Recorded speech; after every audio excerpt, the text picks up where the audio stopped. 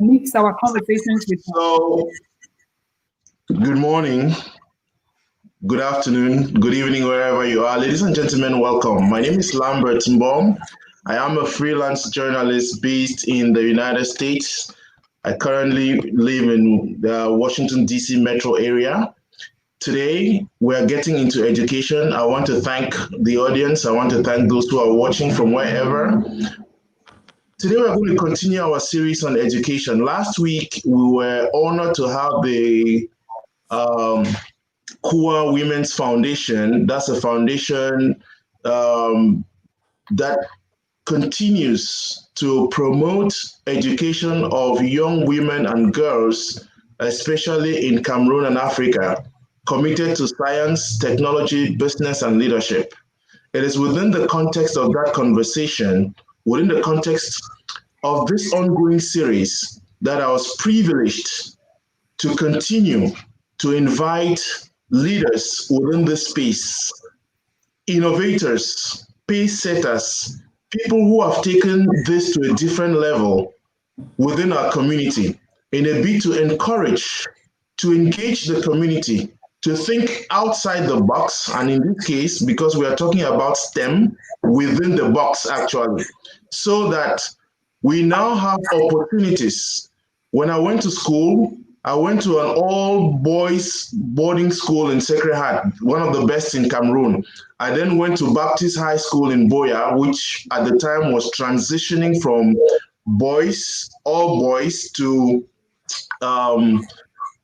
co-ed. But then we never had girls in our own class. Then I went to Bishop Rogan College, which was again an all boys minor seminary. For many of us, we have gone through these streams, and education for us has been kind of within a straight line. You are either getting into the arts or you're getting into the sciences, and you get into it based on how you performed in school. In high school, you went into the arts, history, literature, geography, and all that, or you went into biology, chemistry, physics. And very often you had all boys in the science section. And even in co-ed schools, there were a few girls who went in. But today, that should no longer be the narrative. Too many opportunities. Fascinated by the panel that I've put together. Great people who have achieved a lot. You're going to hear from them, their experiences, how they got into STEM, why they got into this, and what they are doing within their space. I want to thank all of them, Mbu, Janet, and the Divine, for offering their time this Labor Day weekend when people are supposed to be preparing to do some exciting stuff in the United States, to come on to this platform to educate, to animate, to engage with others. And so without much ado, let me bring them on and say thank you. Thank you all for coming, and I'm going to ask each of them to introduce themselves and we get these conversations going. Beginning with Dr. Mbu. Good morning and welcome. Thank you. Definitely happy to be here. My name is Mbu Waindim. I am an aerospace engineering by training. I most recently have been an employee of the Raytheon company. I work in the Dallas area. Before this, I worked for another defense contractor in the Florida area. Education-wise, I have a PhD in aerospace engineering from the Ohio State University, and while I was there, I worked for NASA, I worked for the Air Force Research Lab, and undergrad from Florida Institute of Technology. So I've been in this space for a while. Just naturally, as you might expect, it's not a very women-intensive field, unfortunately. But because of that and because of the community that I come from, it's been really important to me to work towards getting more women and girls into this particular area, but STEM fields in general. So I'm definitely looking forward to, being part of this conversation and finding ways in which I can contribute to it. That's quite interesting. You said you had a PhD in aeronautics engineering. What is that? Aerospace engineering is the branch of engineering that focuses on designing and building aerospace vehicles. So think of vehicles that it includes space vehicles, so things like the shuttle, but also commercial air vehicles, so like Boeing airplanes, and then also the jets that the military uses, so like the F-15. So it's all of that combined, right? It's kind of a branch of, well, you can think of it as some kind of mechanical engineering, but really the application here is air vehicles. That's an area that I don't know anything about, and I must confess that I don't want to get into it. How a woman gets into aerospace engineering, that is exciting, and I am honored to have you on this platform. So Yeah. the shuttle that went into space and came back, I'm sure you had some contributions there. We'll come back to that. Janet, my sister and friend, welcome. Tell us about yourself. Thank you. My name is Janet. I am currently a PhD student at the University of Maryland, focusing on the learning sciences. I previously was an electrical engineering educator, and I'm focused mostly on intelligent devices, things like robotics and electronics. So right now, I'm looking at the human and computer interaction and the learning patterns that people portray or show when they work with intelligent devices. So I read that you had done you have been teaching electrical engineering for over 15 years, am I right? And that was in Cameroon. But I mean, Yes. the exciting part for me was also that you went to Our Lady of Lords Secondary School, and I will come back to Yumbo because you went to Seka. I don't know how you from Seka you veered off to um, aerospace engineering. So I mean, how did you get into electrical engineering in the first place as a woman? Um, I would say that schools like Oliver Wards or probably general education schools in Cameroon do prepare, like they sow the seeds of those who may get into engineering or scientific fields with the general ed courses like math and physics, which I took those in my secondary and high school years, and those were the seeds that served as a platform to now choose an engineering field. So they're like we all know math as the gatekeeper course in the sciences. Like either way, there's nothing you can do without really being in the math space. I now And then with understand my why. physics, then you have I now understand why I could not get into any of those because math was my Waterloo. Now I am very happy that I have my friend Dr. Divine. I'm not lonely here. At least this, if I had just these two women by myself, I'm sure by the end of this broadcast I'll be asking for some checkup. But I have you here to support me. Let's hear from you, Dr. Divine. Divine Anye. Uh, where do I start? I on United States Navy reserves. I do also work as a contractor with multiple government agencies. I have a doctorate in cybersecurity and a PhD in technology intelligence. I'm also a lecturer with University of Maryland Global Campus. I teach cybersecurity courses there, and I also volunteer in capital technology as a doctoral mentor for students. So that's it for now. So, I mean, PhD in one thing and then doctorate in this technology. How did you find yourself doing all these things? So, I mean, what took you into that sphere when you could just do a 3 month course in something in cybersecurity and be fine? I wanted to be a lecturer or professor at the university level, so you need that terminal degree to function at the appropriate level. So I had to do those. So, congratulations. You see, everybody here is either a PhD or something, and that's great. Is that what it's going to take, Dr. Mbu? Is that what it's going to take for our young girls to get into STEM? Isn't that something that's frightening based on, the African concept that we have of the woman is supposed to be a child bearer, isn't it? Many of us, you grew up knowing that the woman is supposed to bring forth children. Okay, so how do you get women into this space?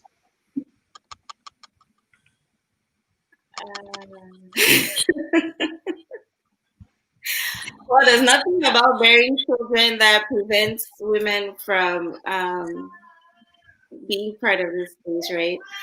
I think that a lot of it is more our attitudes towards um, having women first in the workforce in general, secondly in leadership positions, and then in STEM areas. And we have, in some ways, exaggerated um, the nature, like how much of it is nature versus nurture. Instead of creating space and encouraging the women that exist in our societies to explore these areas, we've kind of put us in a box and said, this is your place in the home, and this is your place in society, this is your place in community. And how dare you dare to dream or to go outside of this place that would put you? But even more than that, I think a lot of the roles that were assigned to women, even now that women are starting to explore getting into the workforce, it's one of the things where you have to figure out, yeah, you can go and get a career if you want, but you also have to make sure that you remember that your primary role is to be at home. And so even in that case, when women are starting to, scare away from those areas even by themselves because we're telling them, well, your role is at home. So I think beyond encouraging your daughter or beyond sending your daughter to programming class, we also need to really be modeling at home um, men taking up some of the roles of making the house run so that the women or the girls that are coming up now know that there's space for them to have both a career and a life at home.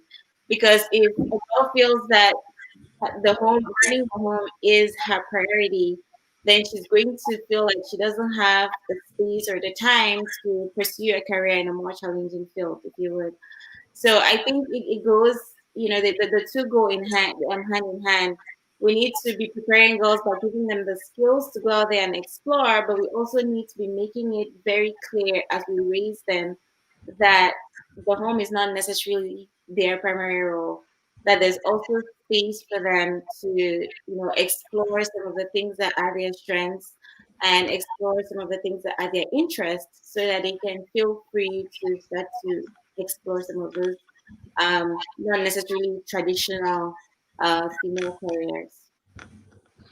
So there's something exciting that you mentioned there, and I want maybe Janet to address something about nature and nurture, isn't it? Because I think it's important.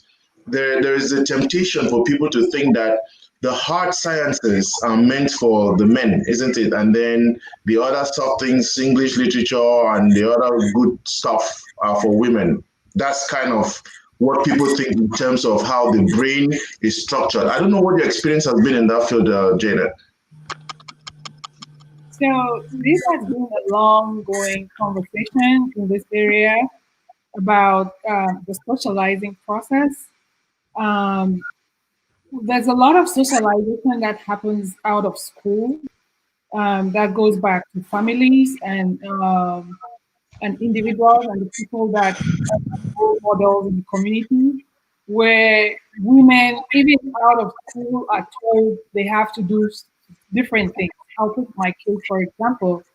I don't think A Lady of Lyric was a space where women were socialized to think as engineers. We were just taught to be good at school.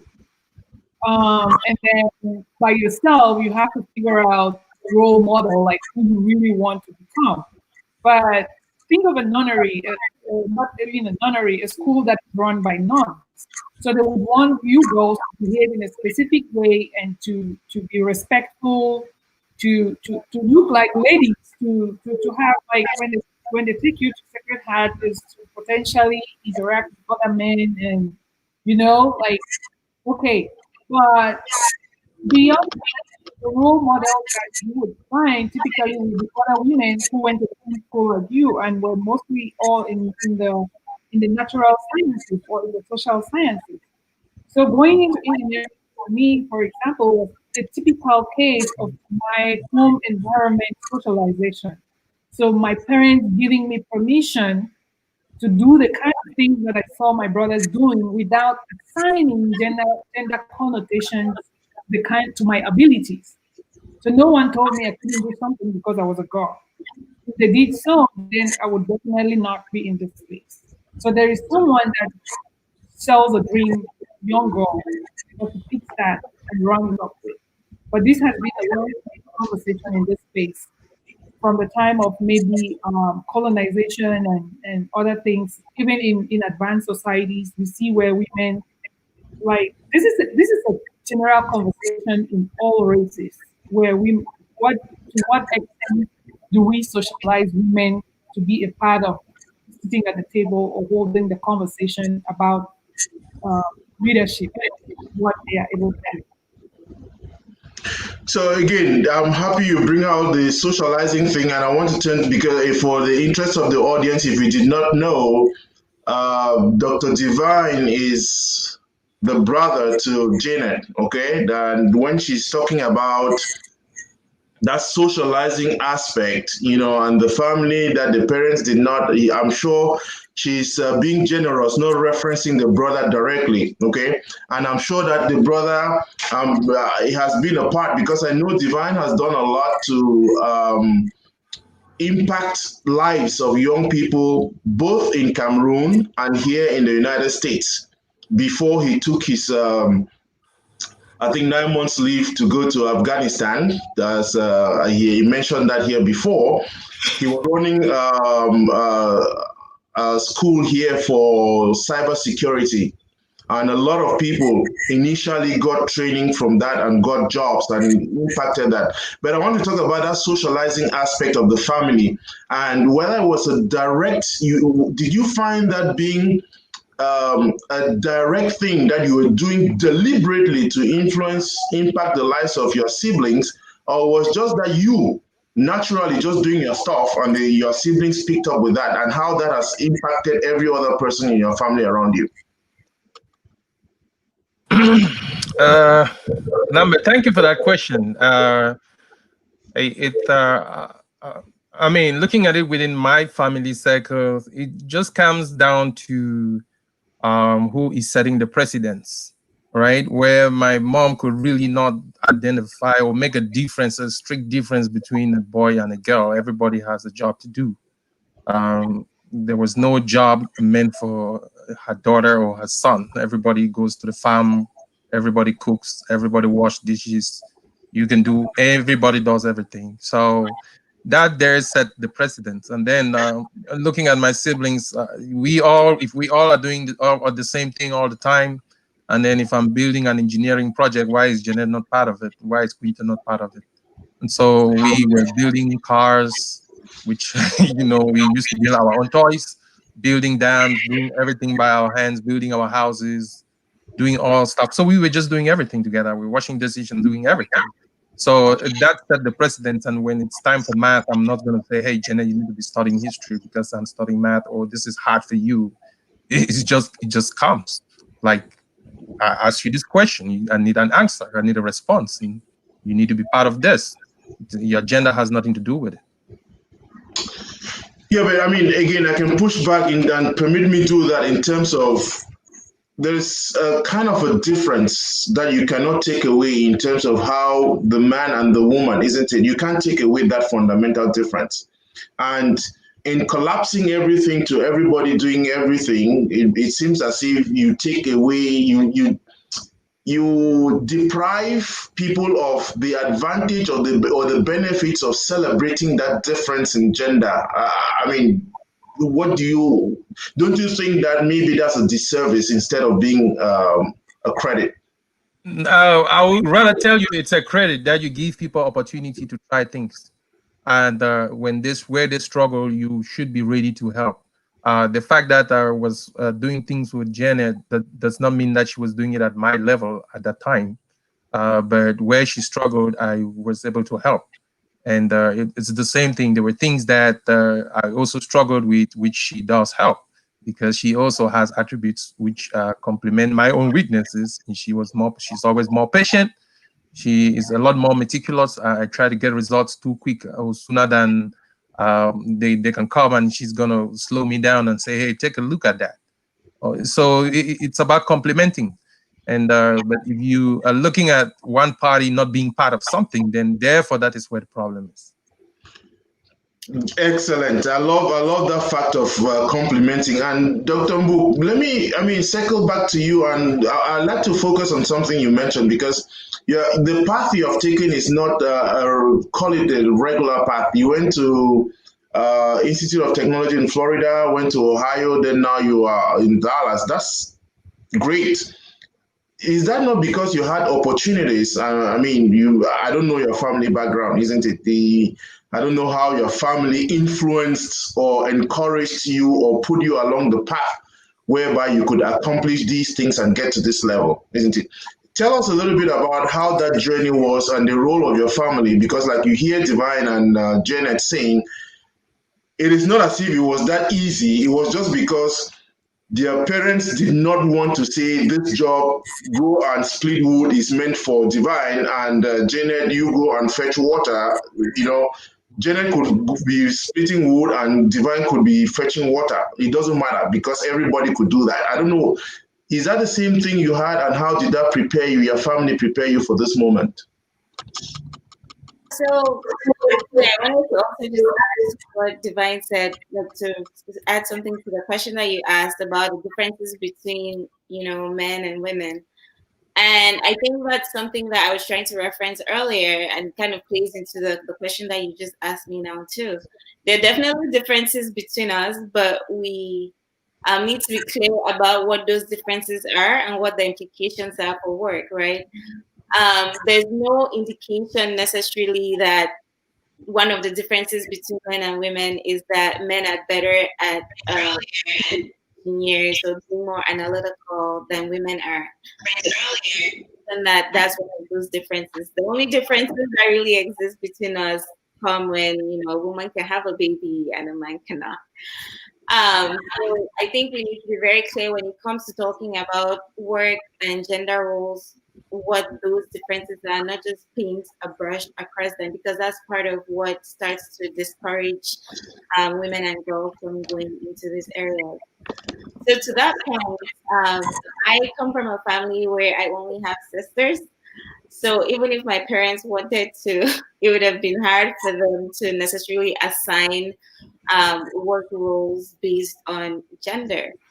So by that, I think my father was very intentional about just making it clear to us that there were really no limits to what we could accomplish career-wise. And the path really was open. As much as we were willing to do the work, my family has been very supportive to the extent that they can, to encouraging us to follow our dreams and following the path that we've gotten started on. And so I will give a lot of credit to both of my parents for not limiting what we could dream of becoming. And I think that the success that my sisters and I are seeing now is a lot of credit for that goes to them.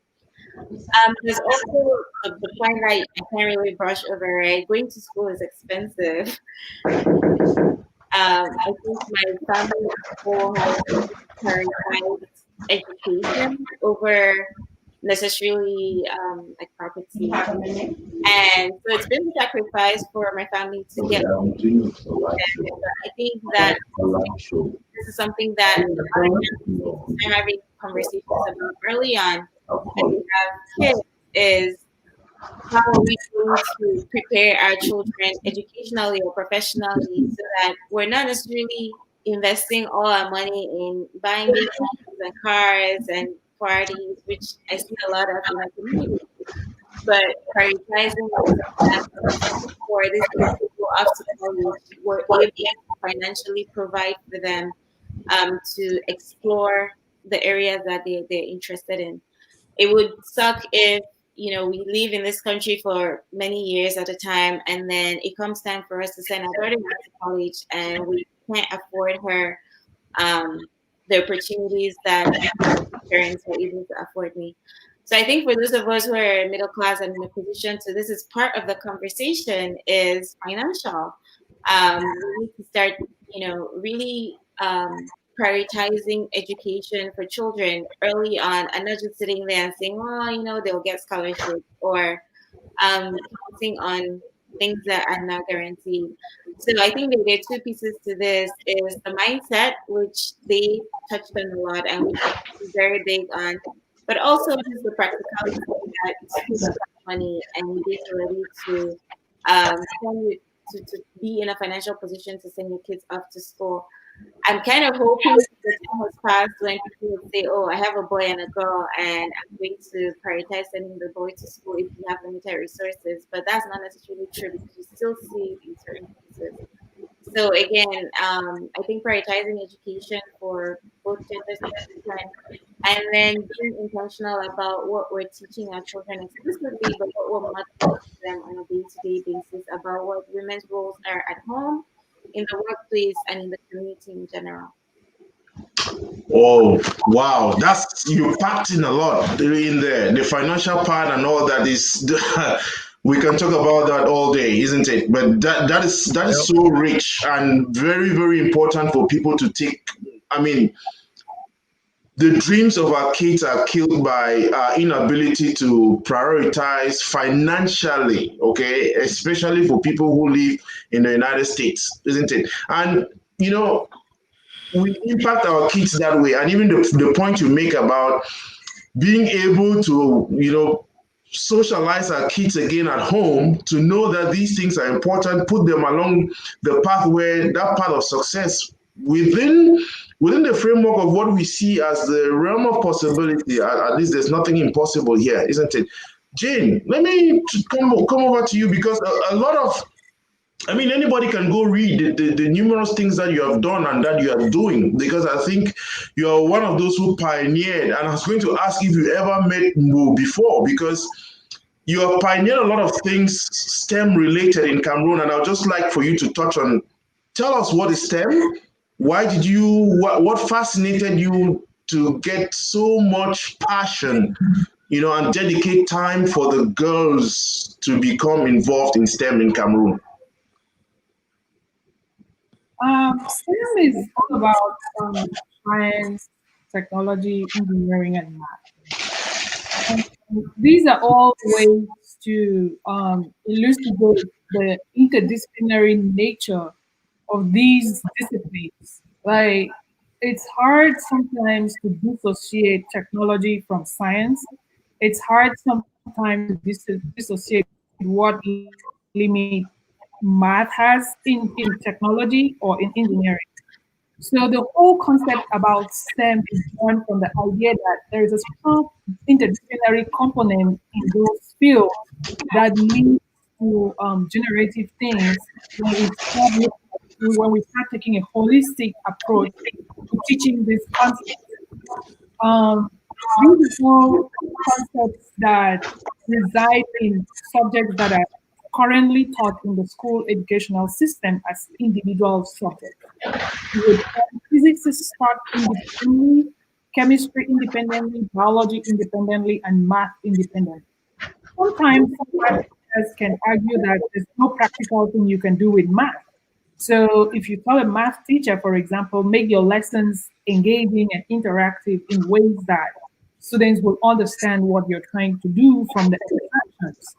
Yeah, also they tell you that math concepts are theoretical. So it's a way of bringing all the theories into very practical, everyday things, like making our education work, making us feel that we do not go to school to learn about things that we will never use. We put education in service of something. So STEM is that whole piece that helps us begin to get to a realization place where we can actually make use of scientific or mathematical concepts in practical ways. So thinking about why goals and the things that I did in Cameroon is taking from my example. For example, if I do not, like many girls in Cameroon, if you do not get into the natural sciences, like becoming a doctor, a nurse, a pharmacist, or a lab technician or something, then you are a teacher. There is no alternative for you. But there's so many fields in engineering. There's so many fields in technology that go unfilled in Cameroon itself. And we have the ability to do that. But we don't look in those directions because we have no models. There are no role models. There's no one telling us that these are opportunities and they're affordable. For example, we see technology today in different forms. We talk about technology programming, for example, is one form of technology. These are all procedures. Think about all the cool things that women do procedurally. For example, women who make earrings, who design beads and design all of those things. Those are technologies that they design, and they are all procedural thinking things that can be transformed into computational processes. So they have the ability. It's just someone is not telling them that these abilities are the direct translation of these things that you see in classrooms called this or that. So I am actually bridging the gap between the possible and what was thought being impossible. Like there is just this disconnect between what is actually technology and what we're actually doing. We are building technology every day. We are great. The seamstresses and the hairdressers are actually computing every day on people's hair. You see the African brain, those are computational processes. Like they are decomposing and then they are writing algorithms in practical forms. If you decompose those and you write down an algorithm for those braids, then you will have a program that a robot, a machine can actually braid someone's hair. So these people are already thinking procedurally, computationally, and enacting them. It's disconnected from what school is telling them that is possible. So I am just bridging that gap for women. Brilliant. Again, I'll come back to you because just think about it. You want robots to start braiding hair in Commercial Avenue, isn't it? So those women would eventually get out of work. Are you saying that they're going to own the robots, and the robots are going to do the job and they get paid, isn't it? But then this is something that I want to focus on later on. But let's talk about something that Janet brought up, which is important in terms of barriers, isn't it? How we teach, and this is for you, Professor Divine. I think part of the barriers why many people do not get into science, technology, engineering, and mathematics is also because of the teachers. Okay, Janet talked about role models. Most of that's an overstatement. In many people shy away from these things because the teachers who come there teach in a language that they don't understand.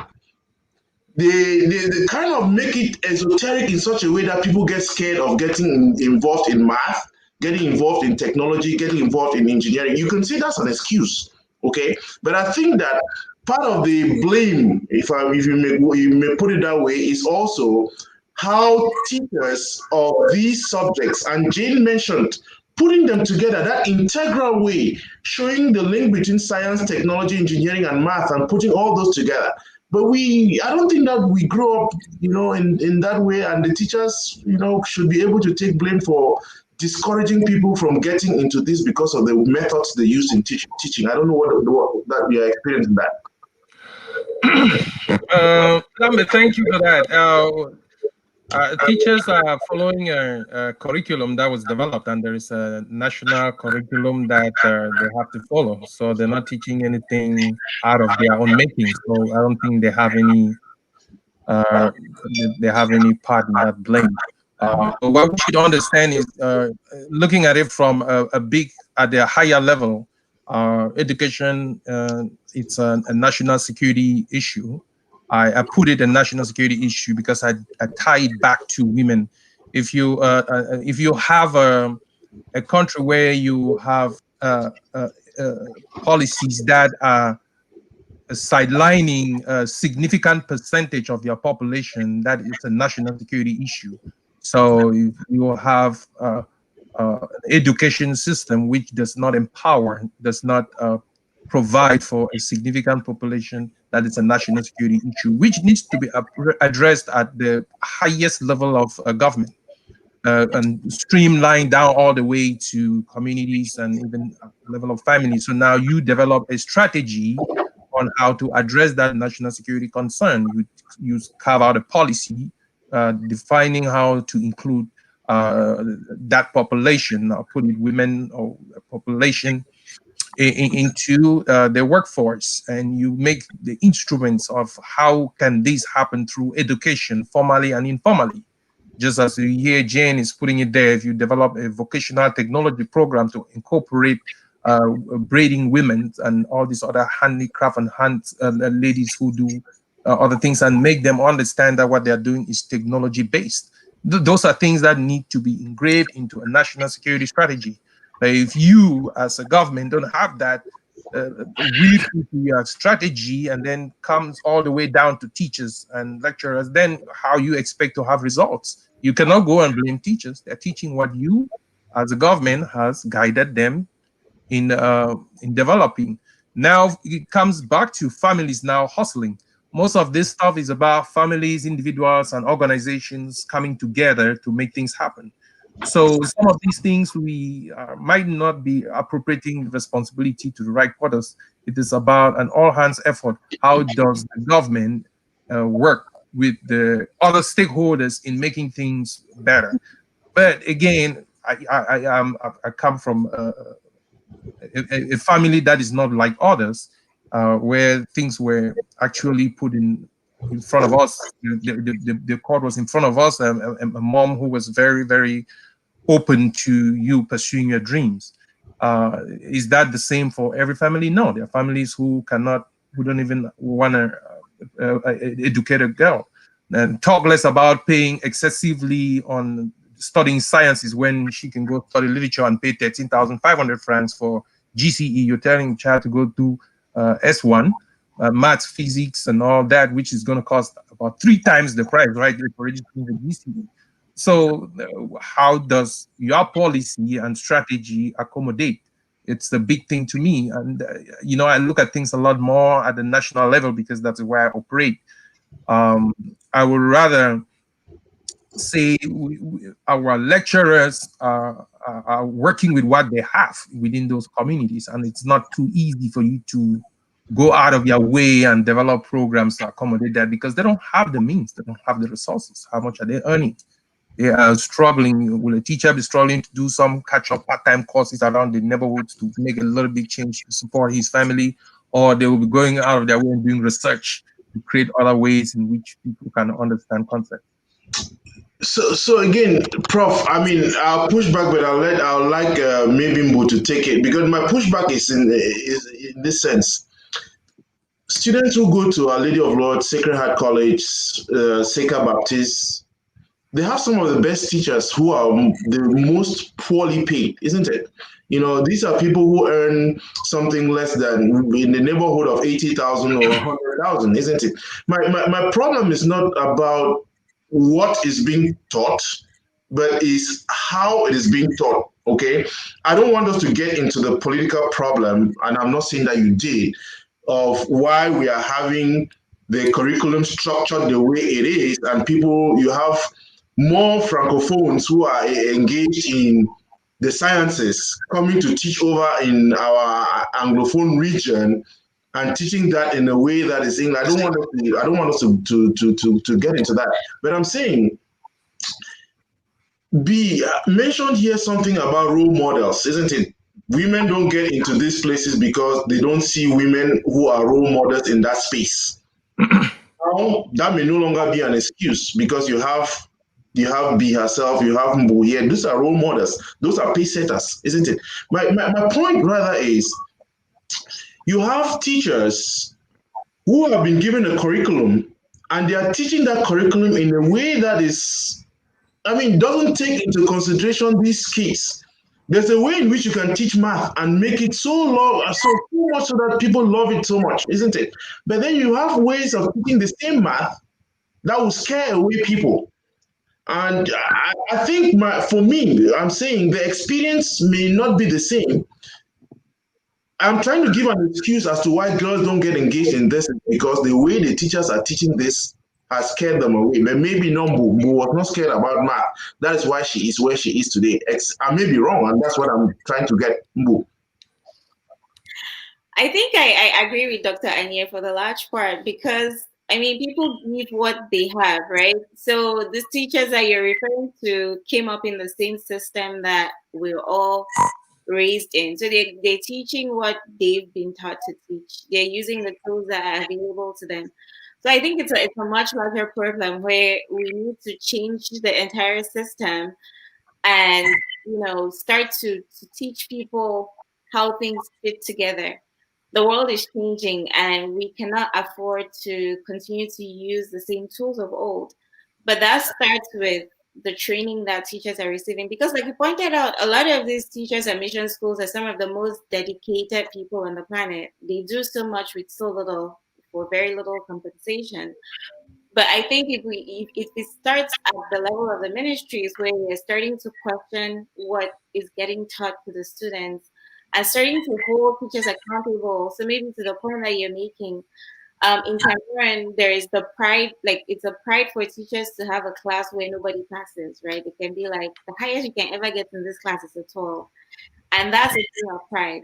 So I think it has to come from the top where we start to change the mindsets where there's no pride in teaching a class that nobody understands. It should not be a thing where you brag about that. So maybe that's part of the conversation.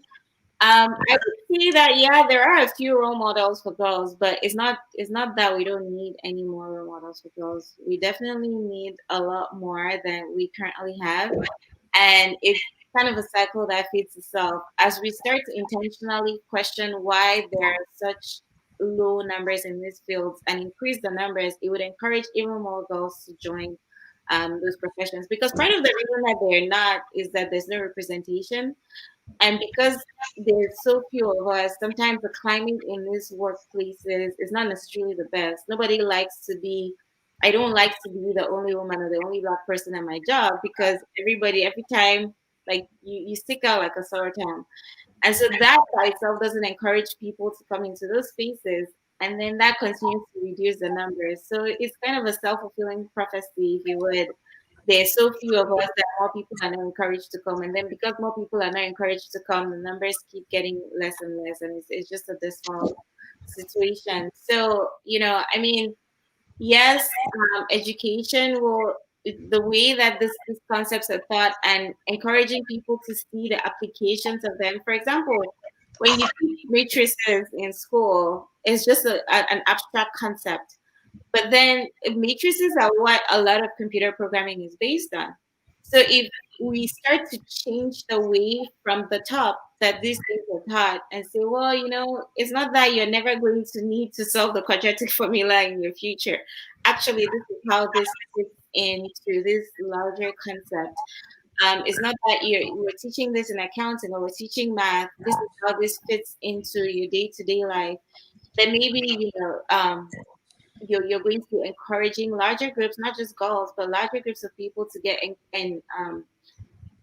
to be more likely to be interested in these areas and then to explore them because they see how it feeds into their future. They see how it feeds into potential careers in those areas. Someone who is studying mathematics won't feel like, well, the only thing I can ever do is become a math teacher. No, there's so many things that you can do with a mathematical mind. So I think if education in Cameroon and even in the US at the top level starts to build those in, then maybe we can start to change people's mindsets and they of their own volition might again be more interested in these areas. Every time you guys, I mean, it's like, well, you just blow my mind away when you start talking about this change, isn't it? There needs to be a fundamental shift in that mindset.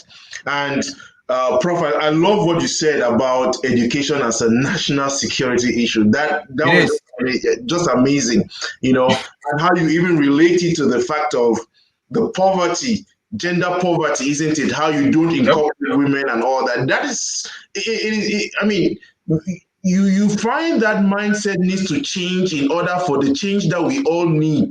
And I'm sure each person here is doing something. I'll come back to you, Dr. Mbu, because you already are doing something back in your own alma mater. Uh, uh, Prof, you were the national president of Sacred Heart ex students in the United States.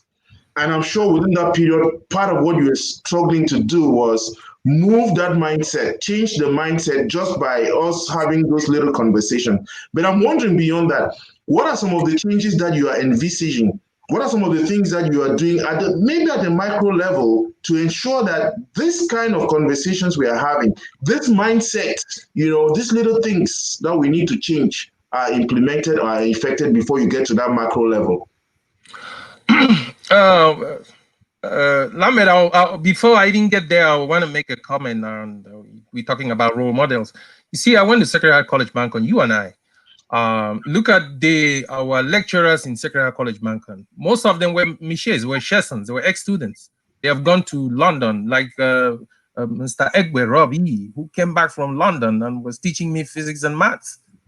Who else should I be looking up to? Look like somebody like Mr. Njukes.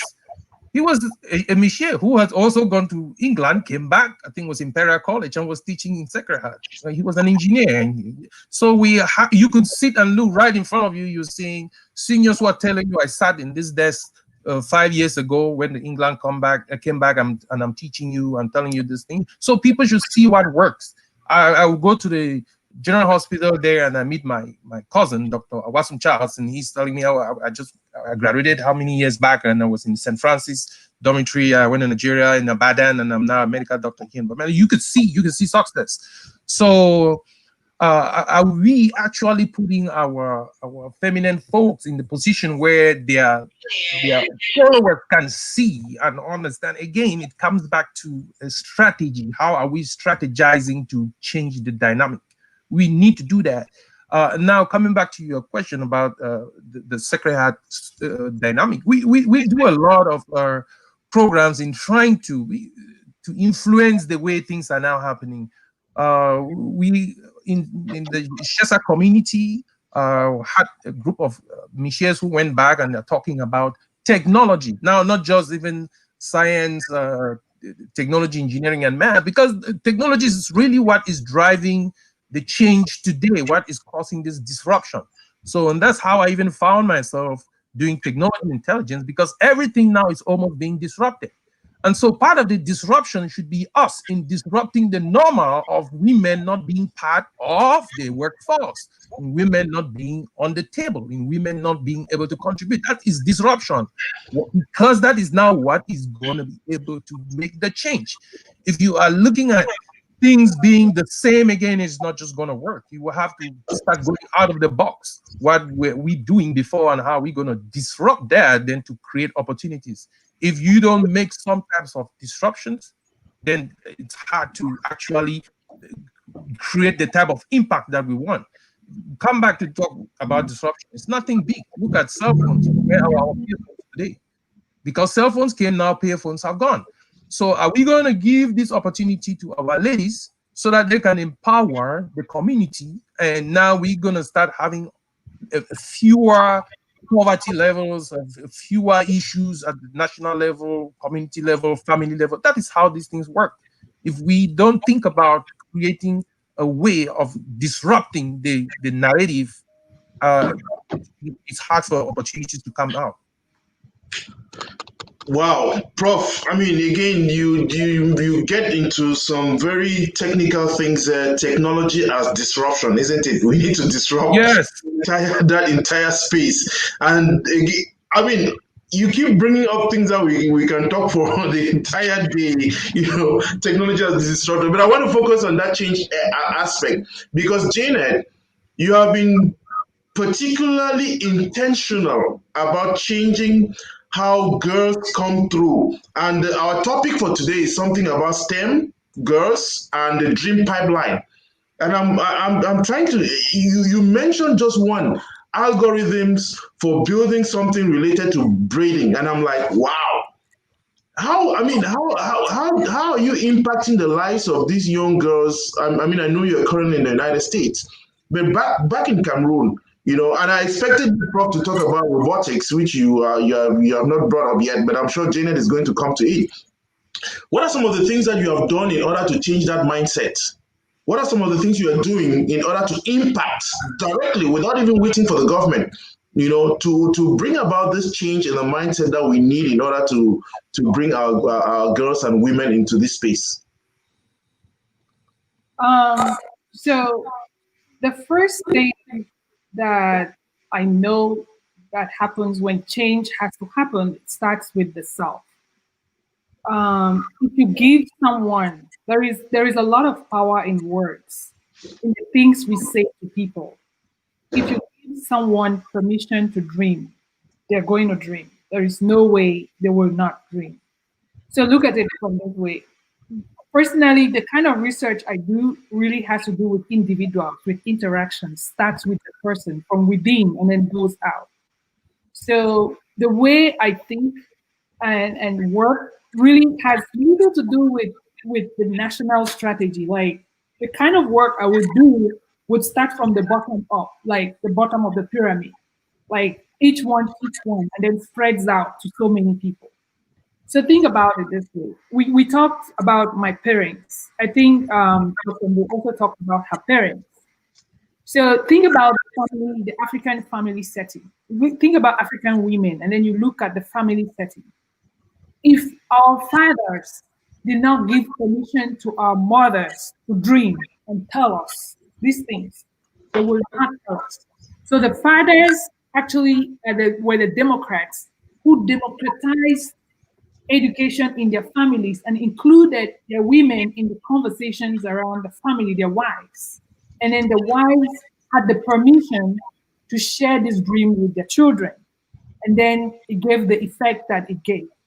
Now, think about families where the men are very conservative and have a specific way of thinking about how women should think and behave and act. Where those families where the men think women belong to a specific place. Now, if you're in the US, for example, right now, and you've spent so much time thinking about a woman as socialized to belong to maybe just healthcare, and hasn't been thinking about technology, hasn't been participating in these conversations. Now, the boomerang effect is right there in front of you. You cannot support your children going to school online at this time because you don't know how to run technology.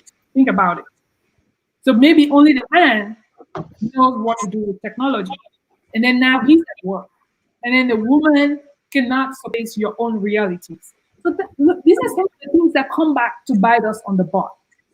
We create systems, we create structures that do not support and do not give permissions to other people to be able to dream. The work that I do has its limits. In as much as I can sell all the dreams we want to women, and they go to school, we teach them, we tell them all of these things. Most of this gets undone at home. When they get home, the husbands, the fathers, start telling them where they belong.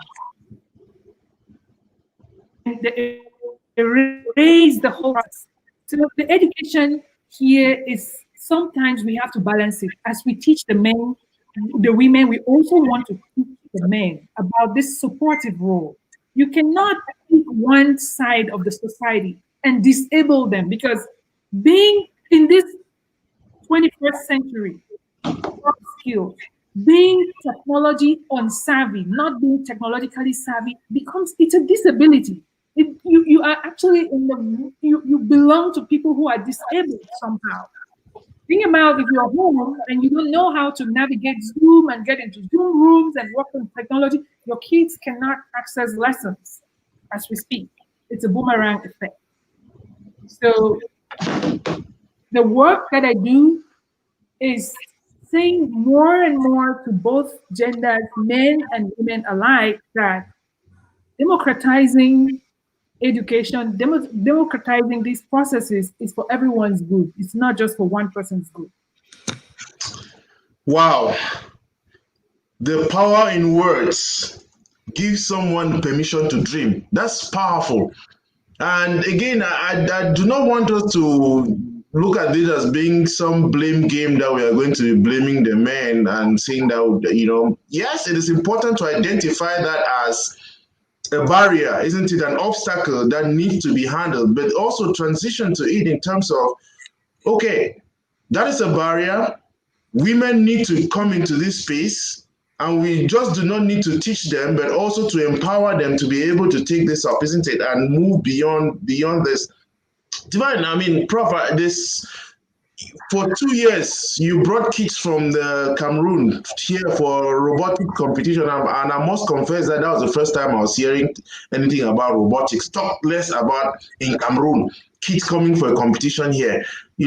I'm wondering how many of those kids did you have any girls in that program, and was it just intentional that girls were, you deliberately involved them, even if they did not qualify or whatever? How did that go? Well, Lambert, that actually those kids, you see, Jane is the one who puts that team together in Cameroon, and then I'm sitting here. I just facilitate that team by providing the resources. And one of the most important things that Jane and I will ensure is that there are girls in that team. There is no way we can put a team together without the girls, and that is just how it works. There is a representation issue that we always must address. Uh, it's sometimes we try to put things together, and you find that the girls are even better off. We have more girls who want to do it than boys. So uh, creating that balance was what Jen she can speak a lot better to that in putting those teams together. What I do was sit here, make the facilitation, make it happen, register the team, make sure the logistics are all put together. But constituting that team, training them, recruiting, getting their mentors, all is done by Jen. So while I let her catch her breath, because she brought up something that I want Dr. Mbu to address in terms of technology as a disability. If you don't know technology in this current environment, then you are technologically disabled. That's another fascinating concept, isn't it? But for the woman at home, okay, you are, I mean, Dr. Mbu, you started a computer program. I don't know the details of it in your alma mater, Seika Baptiste in Limbe in Victoria. Again, beyond that, why would you even want to invest in a computer program, a computer club in your alma mater? Beyond just doing that, what particularly are you doing to ensure that girls, women get into this space and get fascinated, get interested in STEM? I think, well, first of all, my motivation for anything that I do is encouraging women to explore fields and to explore STEM fields is really to kind of provide to fill the gaps that I noticed that were there when I was growing up, just so that the people that come after me have a bit of an easier time and, don't fall through the holes that I found when I was younger. So I started a computer programming club in Stitcher to give exposure to these girls about what programming is and what programming can do for you. Because when I came and I started college, I realized I had a computer programming class. I didn't know what programming was. I didn't know what the point of that class was. And I realized that, there are a lot of areas, career paths, businesses that thrive on having exposure to programming. And so I figured that this would be a good way to expose the girls to what it was so that could then, explore the skill, develop it, start to become experts, and use that to start businesses, employ other people in their communities, pursue careers in these areas, become financially independent, support their families, support the people that came after them. Because I am one of those people who believes that, when you educate one person, especially in a community like our own, you're touching the lives of multiple people. And so that was one way that I thought to do it. I also co-founded a group called Even Normal Cameroon with a Cameroonian engineer. And we're a group of women from Cameroon who are engineers in our early to mid career stages And we basically work as a group of mentors for younger women who are coming up at the university. We organize events, go talk to them, have them come and shadow professional engineers in Cameroon just to see what the lifestyle is like, and again try to expose them to what the possibilities are. Because I think it's easier for you to become what you've seen, right? Yeah, if you've never seen someone in a particular field, someone who is like you, sometimes it's hard for you to envision or for you to see that as a possibility for yourself. So that's another thing that we do. And then Just before you continue, what is the name of the group that you co-founded? Hidden No More, Cameroon. Hidden No More. Thank you. Sorry for interrupting. The movie Hidden Figures, which showed the women that helped NASA get people into space. I don't know if any of you here watched the movie, but that was the motivation for me. Yeah, and then I am also on the board of directors for a company called AfriTech Hub, which again does similar work in this space, trying to motivate young people to first be intentional about their career choices, and make decisions based on where they see their futures going. So this is some of the things I do in terms of group. I also am very intentional about having conversations like this in these kinds of forums, being a guest on podcasts, being a guest and giving speeches in public places to talk about some of the barriers that women face, and why we need to be intentionally breaking them down. I would say that it's always encouraging to meet men who are intentional about this sort of thing. Thank you for when you do work in this space, is being intentional about including women, because I think those of us who are in positions of power and influence have a responsibility to start even the field. And when you meet people who are intentional about that, definitely there's hope for the future. Great. So, I mean, again, just for the sake of those who are listening or watching, Hidden No More Cameroon, can you expatiate on what you do? Because I think that was missed out a little bit. Okay.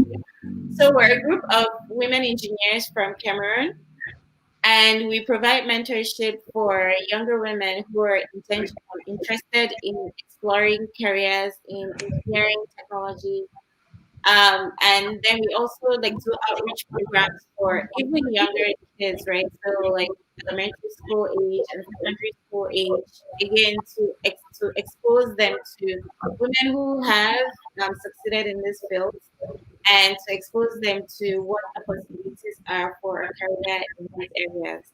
So some of the events that we've done have been to have people go to different schools and talk to them about women who have succeeded, who are successful in engineering and science. And then we've also done events where we've invited university students who are interested in engineering or who are engineering students to various plants in Cameroon. So we started out with Alucam, which is the aluminum company in Idea. I had university students come and kind of shadow engineers, see what they do on a day-to-day basis, so that again you're really giving them exposure to what the possibilities are like by seeing other women at work in the fields that have traditionally not been reserved for us. And then just with the strive that is going on in Cameroon, we've also done some financial support for students who were displaced by AMBA, by the issues in the north and southwest regions of Cameroon. I've provided financial support for kids who are now living in Yaoundé and Douala, maybe studying with other family members.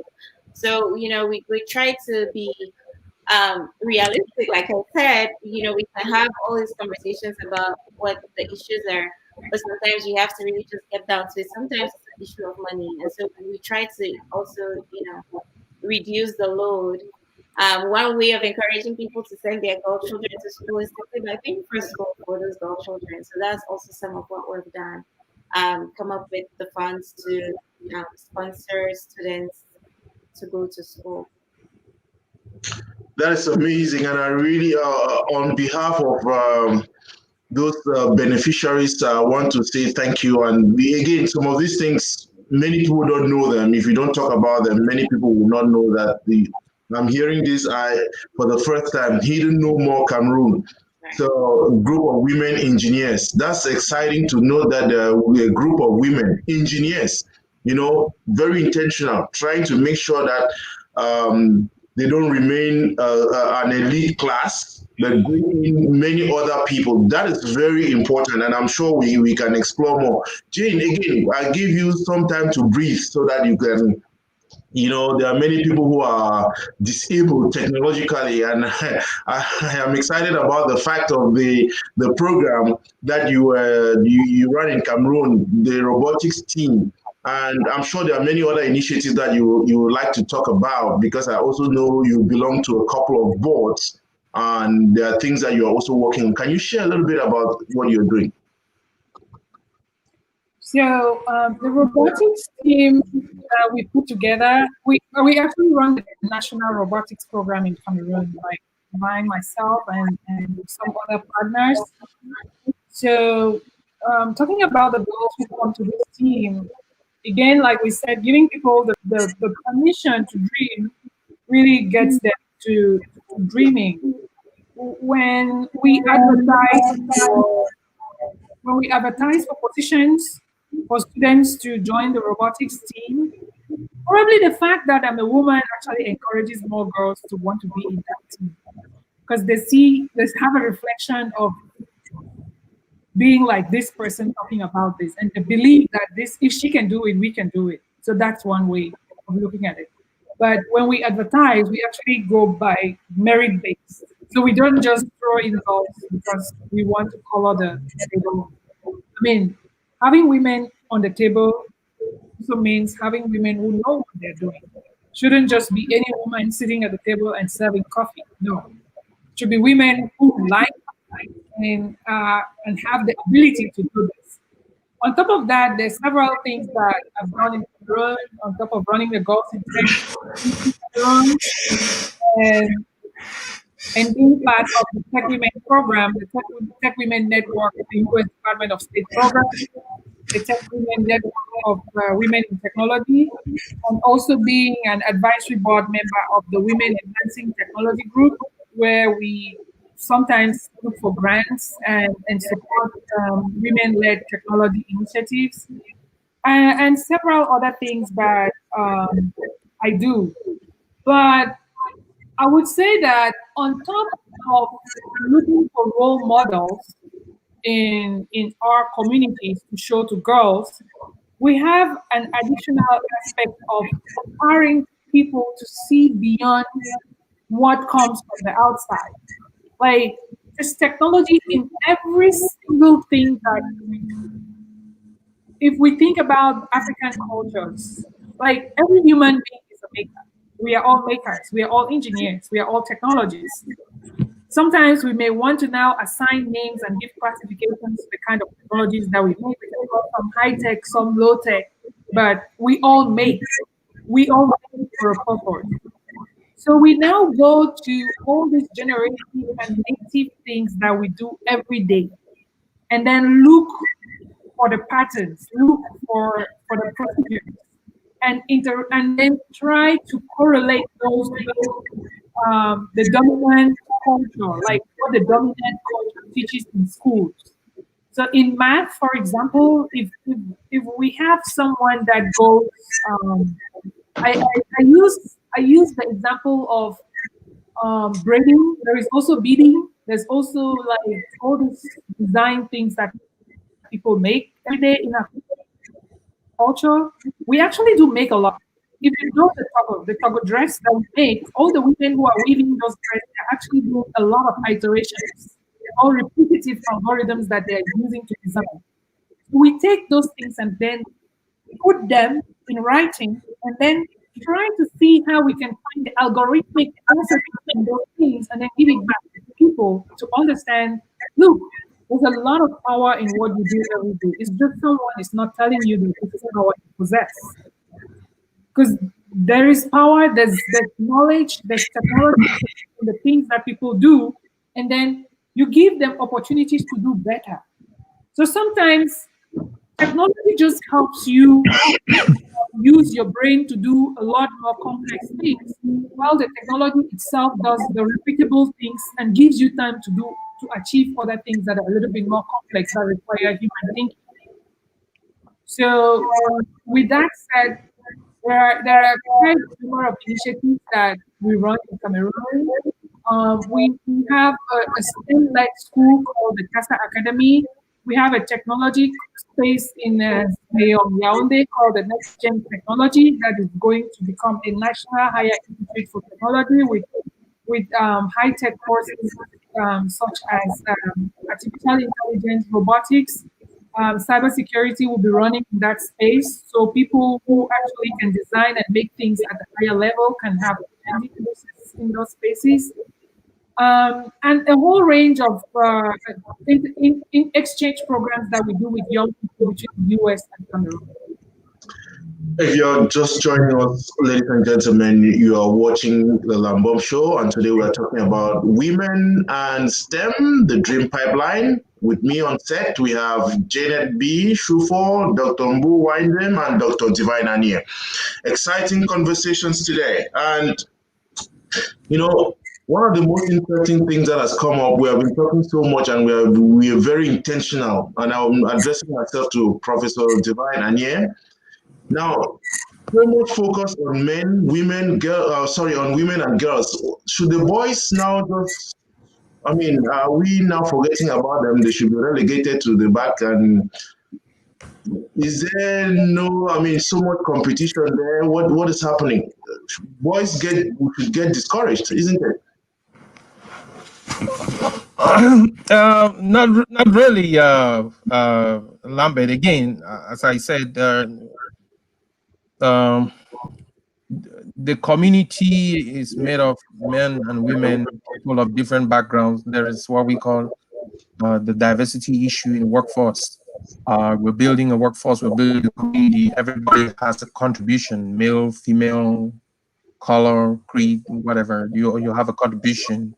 What we should be doing, it's empowering the community, making people understand what are the opportunities and how they can operate at significantly higher levels, not just be a number, but how can we uh, make you or help you to become what you dream of, what you want to be. Again, if you're looking at, I'm a digital transformation and innovation strategist, and digital transformation and innovation talks about three things significantly: the people, uh, data, and technology. And if you can look, we're talking about all this technology. People have to be part of it. People have to understand how to use and operate and contribute to this technology. Um, so the people aspect does not discriminate between male, female, or whoever, whatever. It's just like, okay, are we getting our people along? And as Jane said, you can create not understanding where you belong in the technology space now creates some amount of disability. You are either consuming technology or you are contributing to technology development. You don't have any way to separate. But then now, looking at a community as a bigger picture, you want to see how well they are doing, because our new future technology consumes a lot of data. And if your community is not contributing in the technology space, then the algorithms that we develop become biased to your community. And that is now where you now start missing out opportunities. So the more we understand the underlying technology as consumers, as contributors towards the development, and having everybody involved in that technology space, the better we can create and develop algorithms to solve our everyday basic problems. It doesn't really matter if you're male, female, or whatever. So we are not left out as men. We also should be in this conversation. As men, we actually understanding how the current technology dynamic is contributing to the well-being of our families, improving our lives, making, supporting or helping processes education. How do we help our daughters, our sons understand what is at stake today? This disruption is for real. We're looking at opportunities and where do we as immigrants in the United States belong? How do we fit in the current economy? How does developing countries fit? Are they just going to sit back and try to import technology? When you do that, then it doesn't really fit your own realities. And, and that's what we all have to look at. We need to be part of this so that we can actually consume or contribute to technology in the best way possible to address our own particular concerns. Thank you. So there's no technically there should be no competition between boys and girls because again we all are. I mean we are all endowed with gifts and all that. But I want to transition to something for the sake of the young ones. Okay, so Dr. Mbu, a young girl who is in Cameroon watching you today is fascinated by the journey, isn't it? And is wondering. I mean, how can I? What should I be doing in order to get to the level that you are? You know, how can I follow the example that you have set within the context of and get to that same level? You are talking to maybe girls who are in secondary school and high school. Okay, thank you for that question. I think it's really practical, and definitely we can say all these flashy things, but sometimes it's really just about what are the steps. And I think the first thing is um, we've been talking a lot about mindset is don't listen to any of the suggestions around you that your limits to what you can do, right? And it's usually not necessarily explicit. Nobody will, these days, hardly anyone will come to you and say, "Oh, you're a woman, so you can do this," but it's implied sometimes. So definitely don't accept any of the messaging about what you can and cannot do because you are a woman. Identify what the strengths that you have are and work on those strengths. And then do your research. Learn about what the different career fields that are out there that tie in with what you're good at. So if you have a very analytical mind, if you're very good at mathematics and physics versus if you prefer biology and chemistry, or if you like history and literature, what can you do with that? And what are the things that interest you? And then, start to explore what the various career fields are in those particular areas, things that tie in your abilities, but also your interests. And then try to figure out what the path to getting there is. And like I said, beyond you, the things that are going to be in your way. Sometimes it's financial. Sometimes it's just that there's no opportunity for the things that you want to explore around you. I was privileged enough to do aerospace engineering, but there's no school that do aerospace engineering in Cameroon.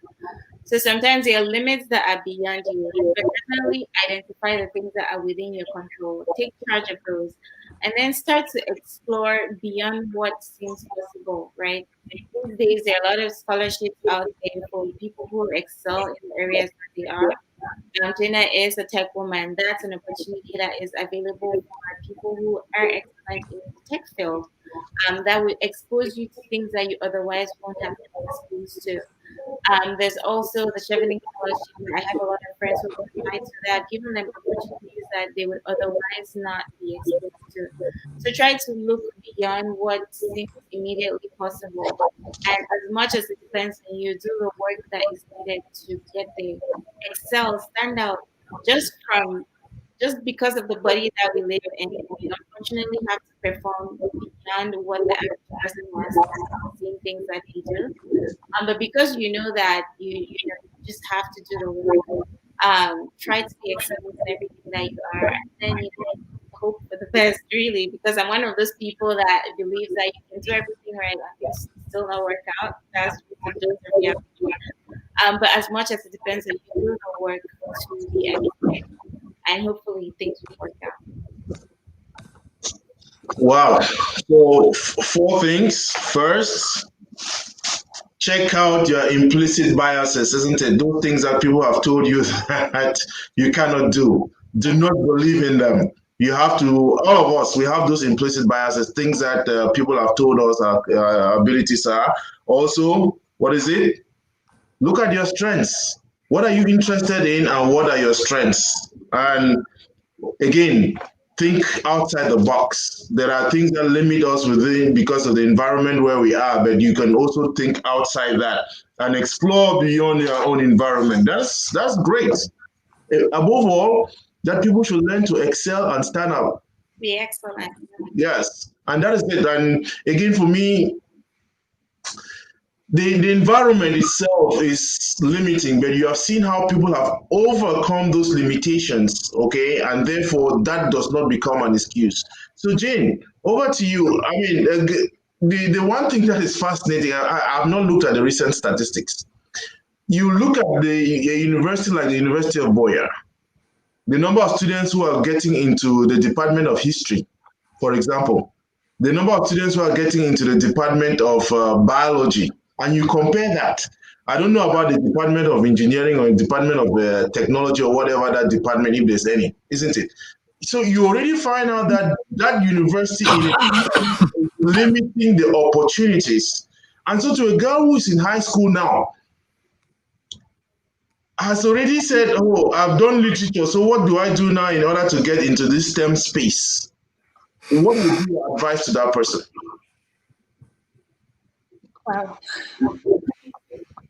That's a hard question, but um, it's hard and it's easy at the same time. Um, it's not only like the statistics have shown us, it's not only in Cameroon or in Africa, or it's everywhere where we find the percentage of graduates in engineering and STEM fields are really low when it comes to women. So for there are opportunities that exist for people who are transitioning into workspaces. So I'll give a simple practical example.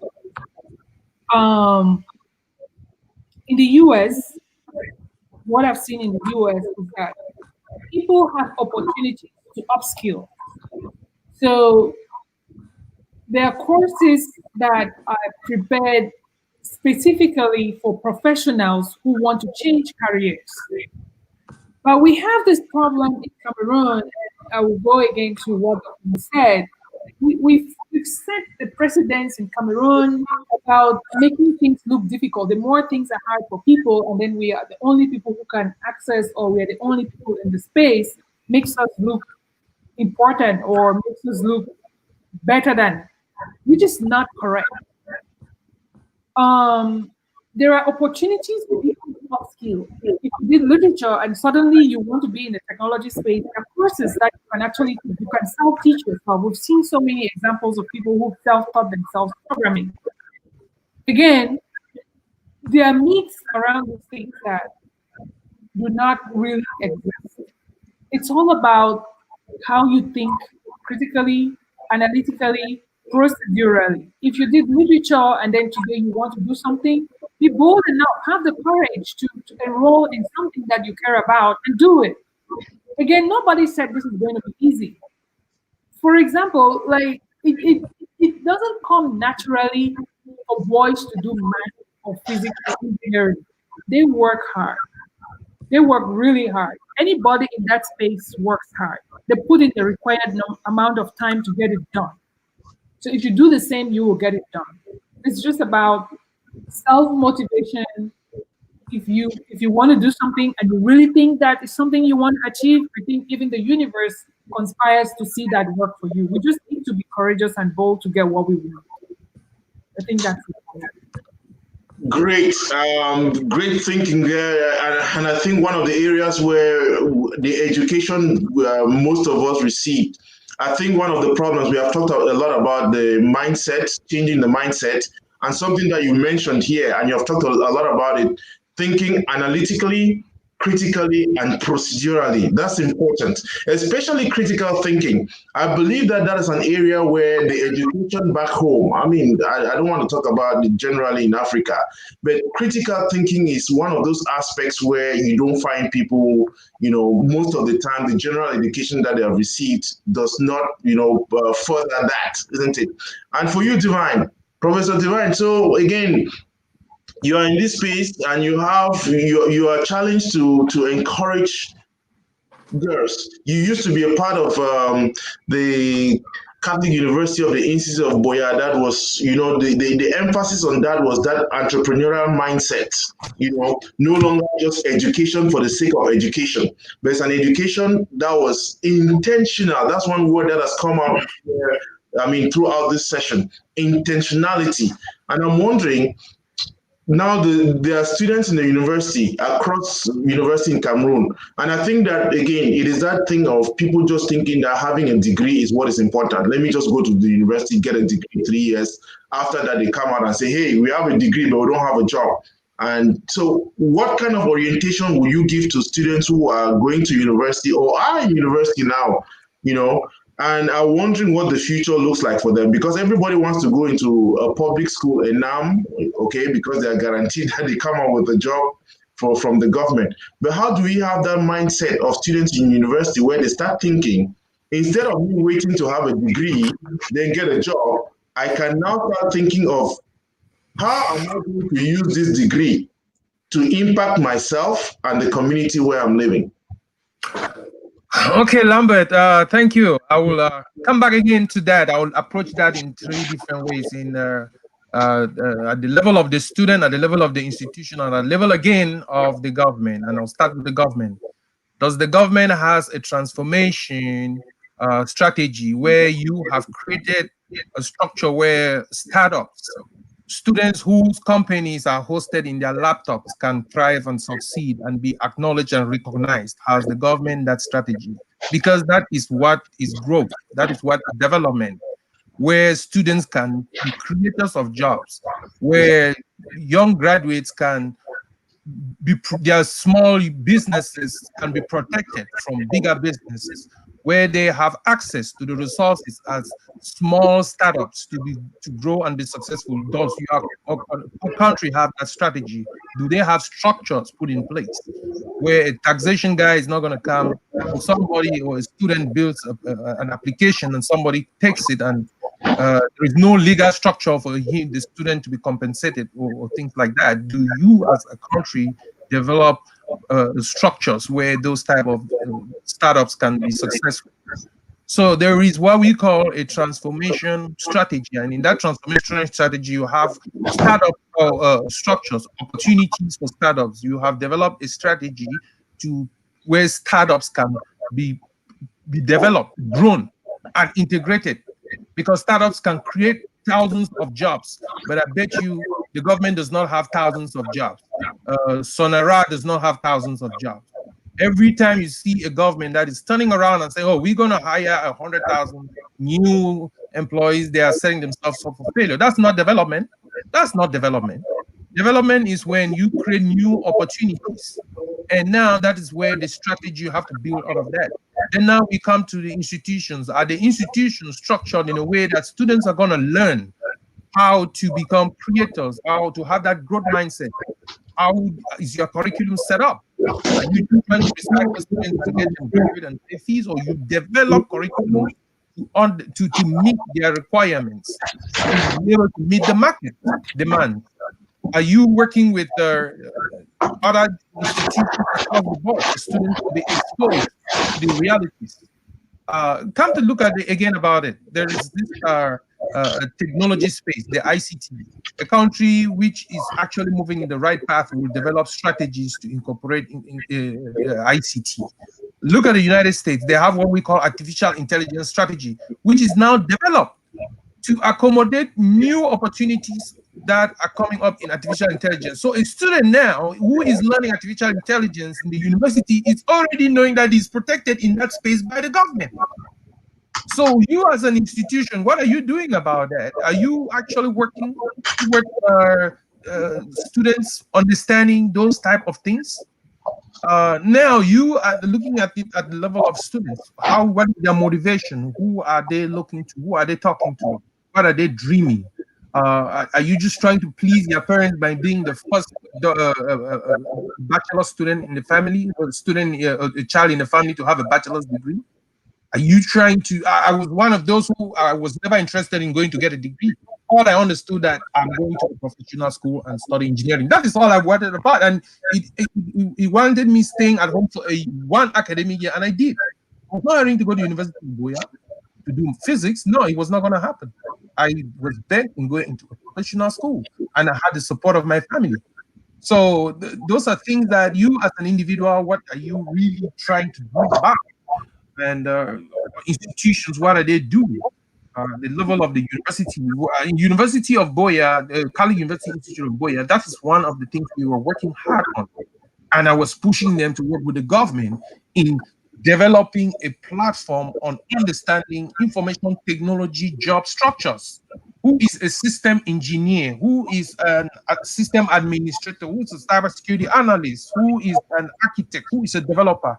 Are those job functions clearly defined in Cameroon, where a student who is learning programming know where he fits in the industry?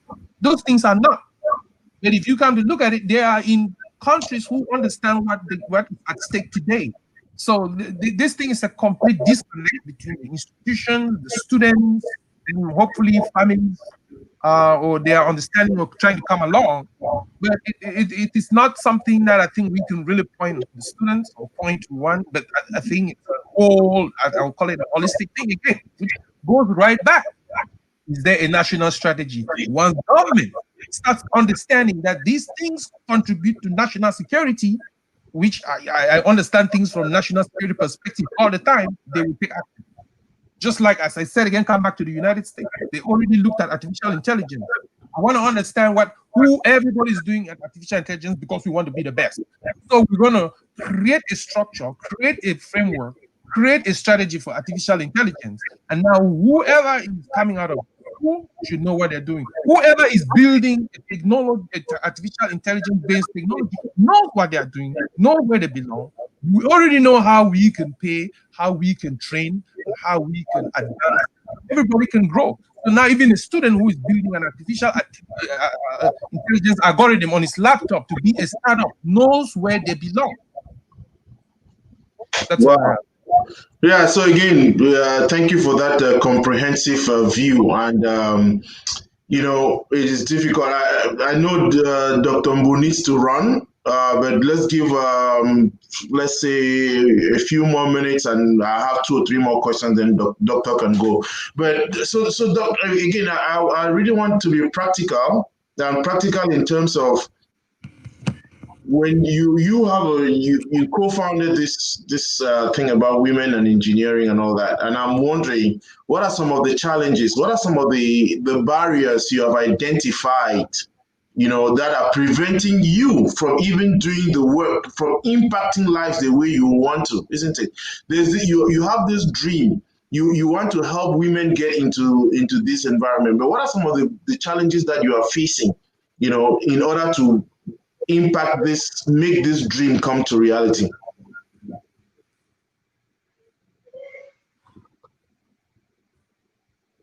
You're muted. Oh, thank you. So I think one of the big things is mindset. So we exist in society and we exist in community, and sometimes, like when I was mentioning, you can encourage people all you want, but sometimes when they go home, a lot of what you're teaching them gets taken out by all the other messaging that they're receiving from all the other sources. So I think mindset is a big piece of it. So it would be great if all of us could start to have more conversations around this and around the implications of the things that we're modeling for the next generation in terms of what women's roles in society are. And I'm not just talking about work because I think everybody has a finite amount of time, a finite amount of energy. And just by being responsible for all of the work at home or the bulk of the work at home, it's limiting the time that girls and women have to do work outside of the home. And it turns out that that's the work that is compensated and compensated well. So if we start to change the conversations that we're having around women's roles in childcare, in housework, it'll give girls and women's space to dream more and to be more encouraged to pursue work in this field. And then the second thing is just resources, right? All kinds of good work needs money. And as long as this is not a priority for the national at the national level, at the community level, there's not there won't be resources allocated to those types of things. As long as a particular family thinks that it's more important for them to educate the boy than to educate the girl, there won't be as much resources sent to the girl's education. If a family has resources to send only one child to Full Bush and they choose to send the boy, that sometimes limits the kind of resources that are available to the girl child. So I would say a lot of it is mindset and then also just resources. I think that once we as a community start to prioritize these things, we will see a lot of things changing. I'm definitely hoping that the next set of leadership that we get at various levels will start to see the importance of these things and start to put more energy and more resources into them. Well, thank you very much, Dr. Mbu. I think you yourself, you're already a leader in this space, isn't it? I mean, I imagine, your age and all that you have accomplished this far, in spite of all the barriers, isn't it? You are now championing this and providing, the leadership that is required at that micro level.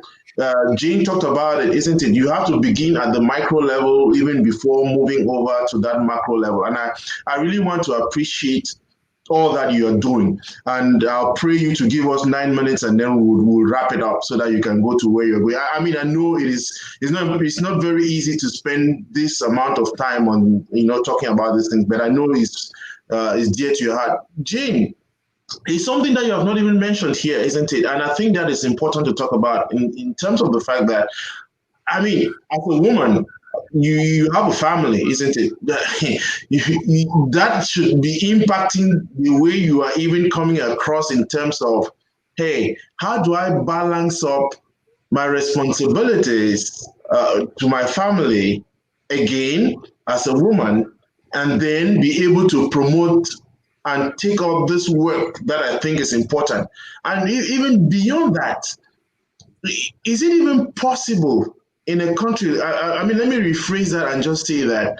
Do you think that for the woman in Cameroon to succeed in entering this space, they need to look outside Cameroon, maybe in the United States where you are? Or is there a possibility of succeeding in this space within Cameroon?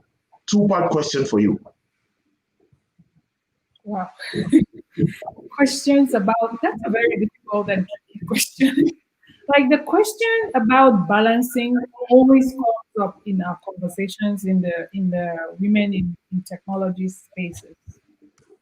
Um, Even women in the US struggle with the balance because again, for a long time, we've seen the society socialize women and assign gender roles. And like I said previously, doing math and physics same requires a certain length of time you have to put into study. So the same way boys study, girls study for the same length of time, and probably even more sometimes because we get distracted by family and other things. Um, this is the heart of the conversation itself. Like, how much are you willing to sacrifice as a woman to be where you want to be? Sometimes I would really be like, this, you have to, like, it's hard for me to really say this, but it's the truth.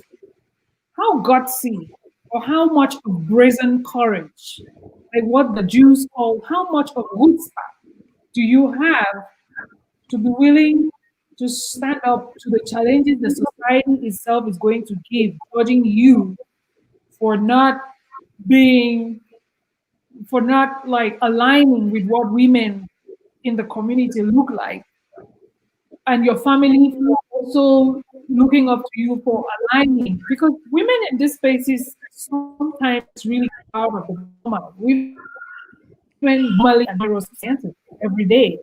So you're actually doing something that is unusual. It's not normal.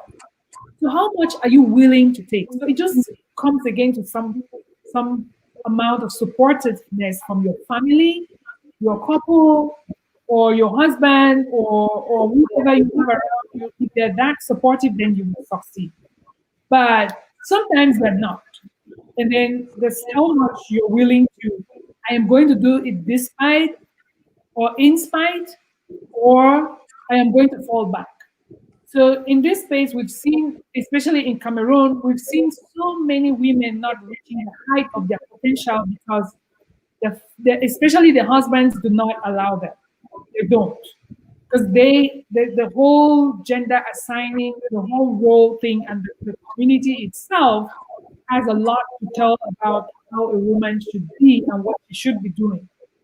Unfortunately, it's the truth. I don't know any other way to sugarcoat this, to say it nicely, but it's actually what is there. Some women do it in spite, despite, and they're willing to take the fall and just be who they want to be. Some are not courageous enough. It's a rough space. If you've been there, like myself, then you can tell the story. Okay, so tell us about again, would you succeed in technology, in science, in math just abroad, or really can you, are there opportunities within Cameroon itself? Let me put it that way. There are a lot of opportunities everywhere. Like Divine just mentioned having a company on the laptop. Trust me, if you're a graphic designer, if you're a lady and you're doing graphic designing, you don't need an office. You can get contracts on your phone, on your computer every day, and you're designing things and sending to people. You're contracting. There are different things. It just depends on at what level are you working. It like there is this word that we always use in the women in technology space. It always seems impossible until it is done. There are things that even the women who like we've seen Grace Papa, we've seen all those women who wrote the albums to go to space. So if you were developing a website for somebody, you don't need to go and sit in that person's house or in an office to do that. You would develop all of that. Like the work culture has changed significantly. You can work from the comfort. We've seen the coronavirus has taught us a lesson here. People work from home and they achieve and they're doing things and there are whole organizations that have been running with people working from the comfort of their homes. And some women have been doing this for a long time, including myself. I've been working and doing stuff with Divine while in Cameroon and it's here. We've been doing a lot of work, teleworking and achieving. So sometimes things like what the virus has shown us now is that some of these things are really possible, and there are endless possibilities to what technologies can show us. It has its downside, but then we can only take what works best for us. So, for the interest of Dr. Mbu, let me tell Divine, because your sister mentioned something. I mean, so we should be talking these days not of emancipation of women. We really need to emancipate the men, isn't it? The men need to be emancipated from the kind of mindset that continues to think that women have specific things that they need to do. And if they are, you said it in a better way in terms of technology as disruption, isn't it? How do we now get into that emancipation of the mindset of men to know that it's no longer that past, isn't it? Now you could have a woman like Dr. Mbu working in building up engines, isn't it? Something that some of us would never have dreamt of. How do we go around about that?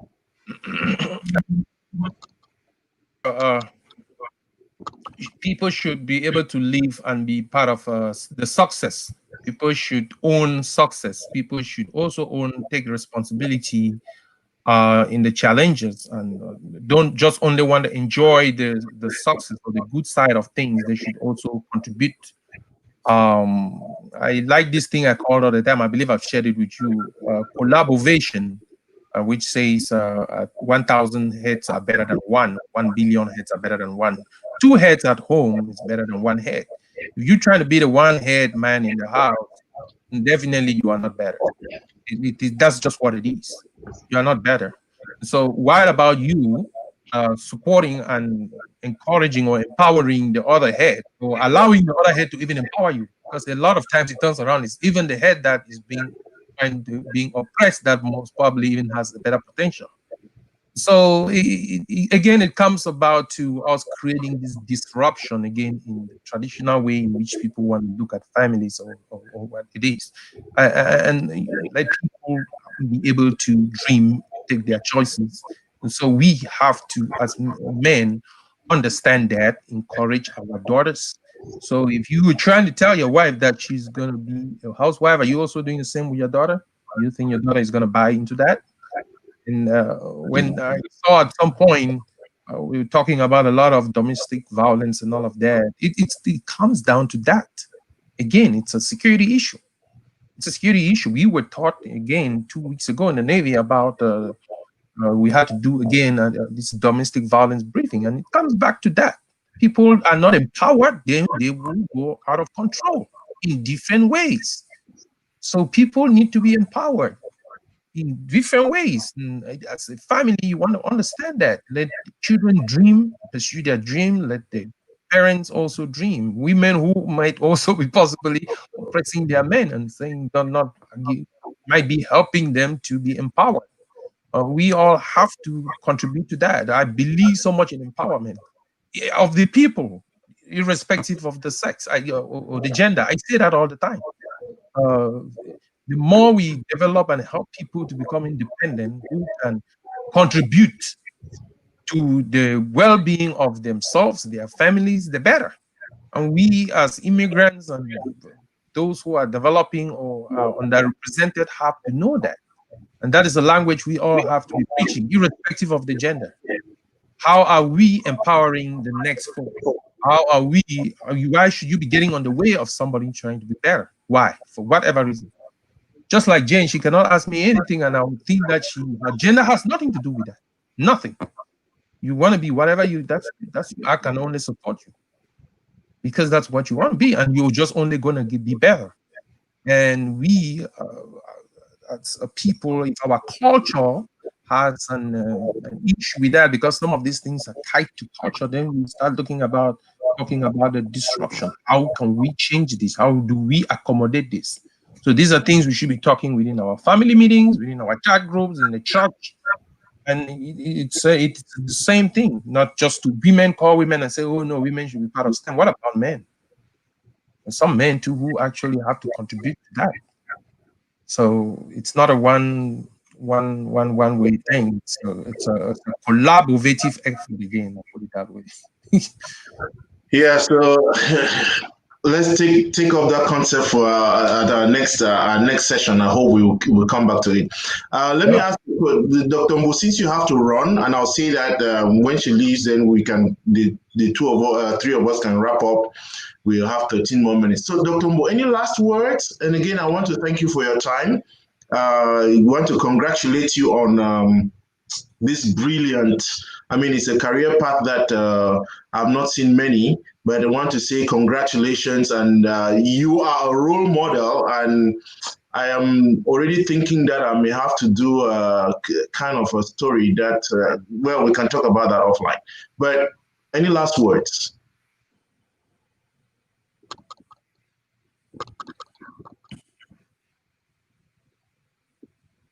Sorry, I was on mute again. Well, thank you for putting this together. I think there's a lot of value in us having these conversations. The only thing that I would say is that, as you all have mentioned, this is a collective effort, right? It's not just on women to say, well, the world is your oyster, go out there and do great things. There's a lot of support that we need from all the people in our lives.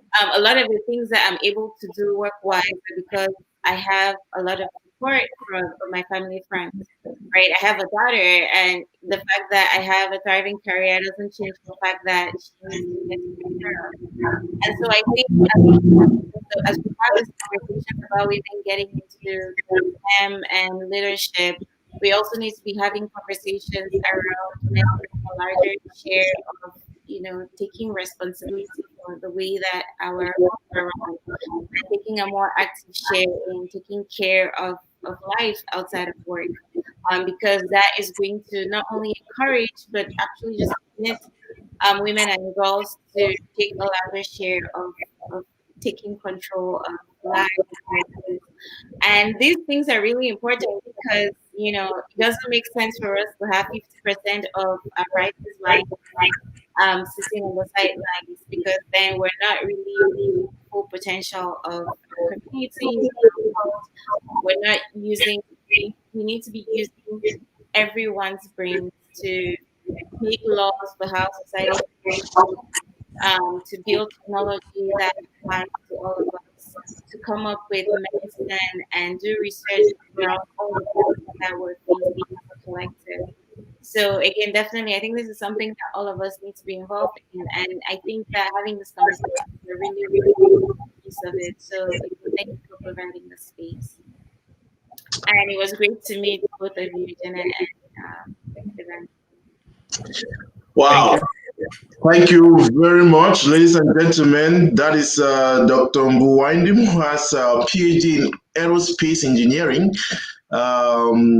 I don't know whether there are any other women, but we don't want only Dr. Mbu in that space. We would like to encourage more women, more girls explore getting into aerospace engineering, and you have somebody who can hold your hand and show you how she did it, and they will be able to give you directions, inspire you, and encourage you. Thank you, Dr. Mbu, and I'm looking forward to having more of these conversations with you. Now, Jane, you said something. So, Dr. Mbu, if you want to, it's up to you. That's fine. If you want to, but yeah. Hey, Dr. Mbu, before you go, it's good meeting you. I've used a lot of aerospace assets. Now I can point to somebody who I think contributed to that technology in supporting my work in those environments. I think what that field is really a great and interesting field, where again we are significantly underrepresented, both as people of color. And I mean, I'm very excited to know that at least now I have somebody who did that. I consume it. I'm a consumer of aerospace technology. I really don't work in developing or building or being an engineering side. If you tell me any space vehicle, I ask you what is its orbit and what is its payload. That is all I look for. So now I understand if I have to say, oh, we are trying to get this thing to this orbit, you can give me a little bit more information about that. I'm excited to know a lot more in that. I will be reaching out to you. For sure, for sure. Thank you. You're welcome. Thank you very much. So, Janet, over to you now, and let's talk about something you said at the beginning, isn't it? A lot of the times when we are talking about technology and women, there are some biases that we maybe implicitly just walk into it, and I'm like, okay, so what is it we need to do in order to overcome some of these biases? What are some of the things? Let's start with the challenges and then get to the biases that you were mentioning at the beginning of the show. Um, these are long-standing issues. They're things that have been in the society for centuries. So it's going to eventually go away, but slowly and surely. We just need to be persistent about the narrative, like persistent with the message. And it doesn't it when I speak, it may sound like this is only responsibility for the men, but women too have responsibility. Because for any woman who dreams and has ability to do something, it's doing first a disservice to herself and then to the community by not reaching the height of your potential. So first, again, like I said, most of my research starts with you as a person, how you're thinking, how you are elucidating your thoughts, and how you're taking that thought in your environment around you. Some of the biases are inherently generated by us, and then the society just helps confirm them. Like the people around us help confirm what we think about ourselves. If you think less about yourself, you just need somebody to pronounce the word, and then it confirms that. So we need to come out of that space and start thinking like people who are worth, who have ability. And then the challenges are there. Again, like I said, the challenges are there. And I don't think the challenges are any more or less for the men than the women. Because when I think of a man, when you think of a man who spends a lot of time trying to take away a woman's ability, it takes a lot. Like you spend your whole time struggling to dissuade someone. It takes as much time as allowing that person. So the same time you take to dissuade someone is almost the same time you take to encourage that person. So it's just to pick a challenge that is worth the while in both cases. Um, and these challenges are there probably for women the same, like I said. And for women, I would speak for the gender that I understand better and myself using my own example. One way of overcoming these challenges is actually believing in yourself and the purpose. What is it you're going to achieve? What do you want to achieve and what do you want to become? If you believe in that, then you become just that. So, and there's never any, think about all the great people. They've never had it easy either way, be the men or women. So it's just part of the, it's just part of it. If you want to write a story, well, parts of that story that is going to be challenging. So just do it. That's all I can say. Do it. Nobody's promising it's going to be easy. But again, I'm one of those people who say if you are a woman and you want to sit at the table, then you have to qualify to be on that table. Else you will blame the wrong reasons. Probably you don't even have anything. Probably you're blaming the wrong reasons. Yeah, so again, those we would always have life is full of those challenges. Is what we do with those challenges and how we overcome them. And the reason we're having these conversations is to show that people have actually overcome those challenges, isn't it? And there are opportunities for people. So, Professor Divine, again, we have talked about many things, and I'm wondering your own journey. What is it that interested you? What is it that really you went into the Navy, then focused on these things about technology and all that? Is it just a passion? Is it just that you were lucky to discover that this is a passion and focus on it? Or there is something beyond? I know you talked about the fact that as an ex-student of Sacred Heart College, Mancon, you already had role models that were placed along your path. Everybody's journey may not be the same like that. What would you be advising a young person who wants to take on this and how they should go about it, especially within a challenging environment like Cameroon?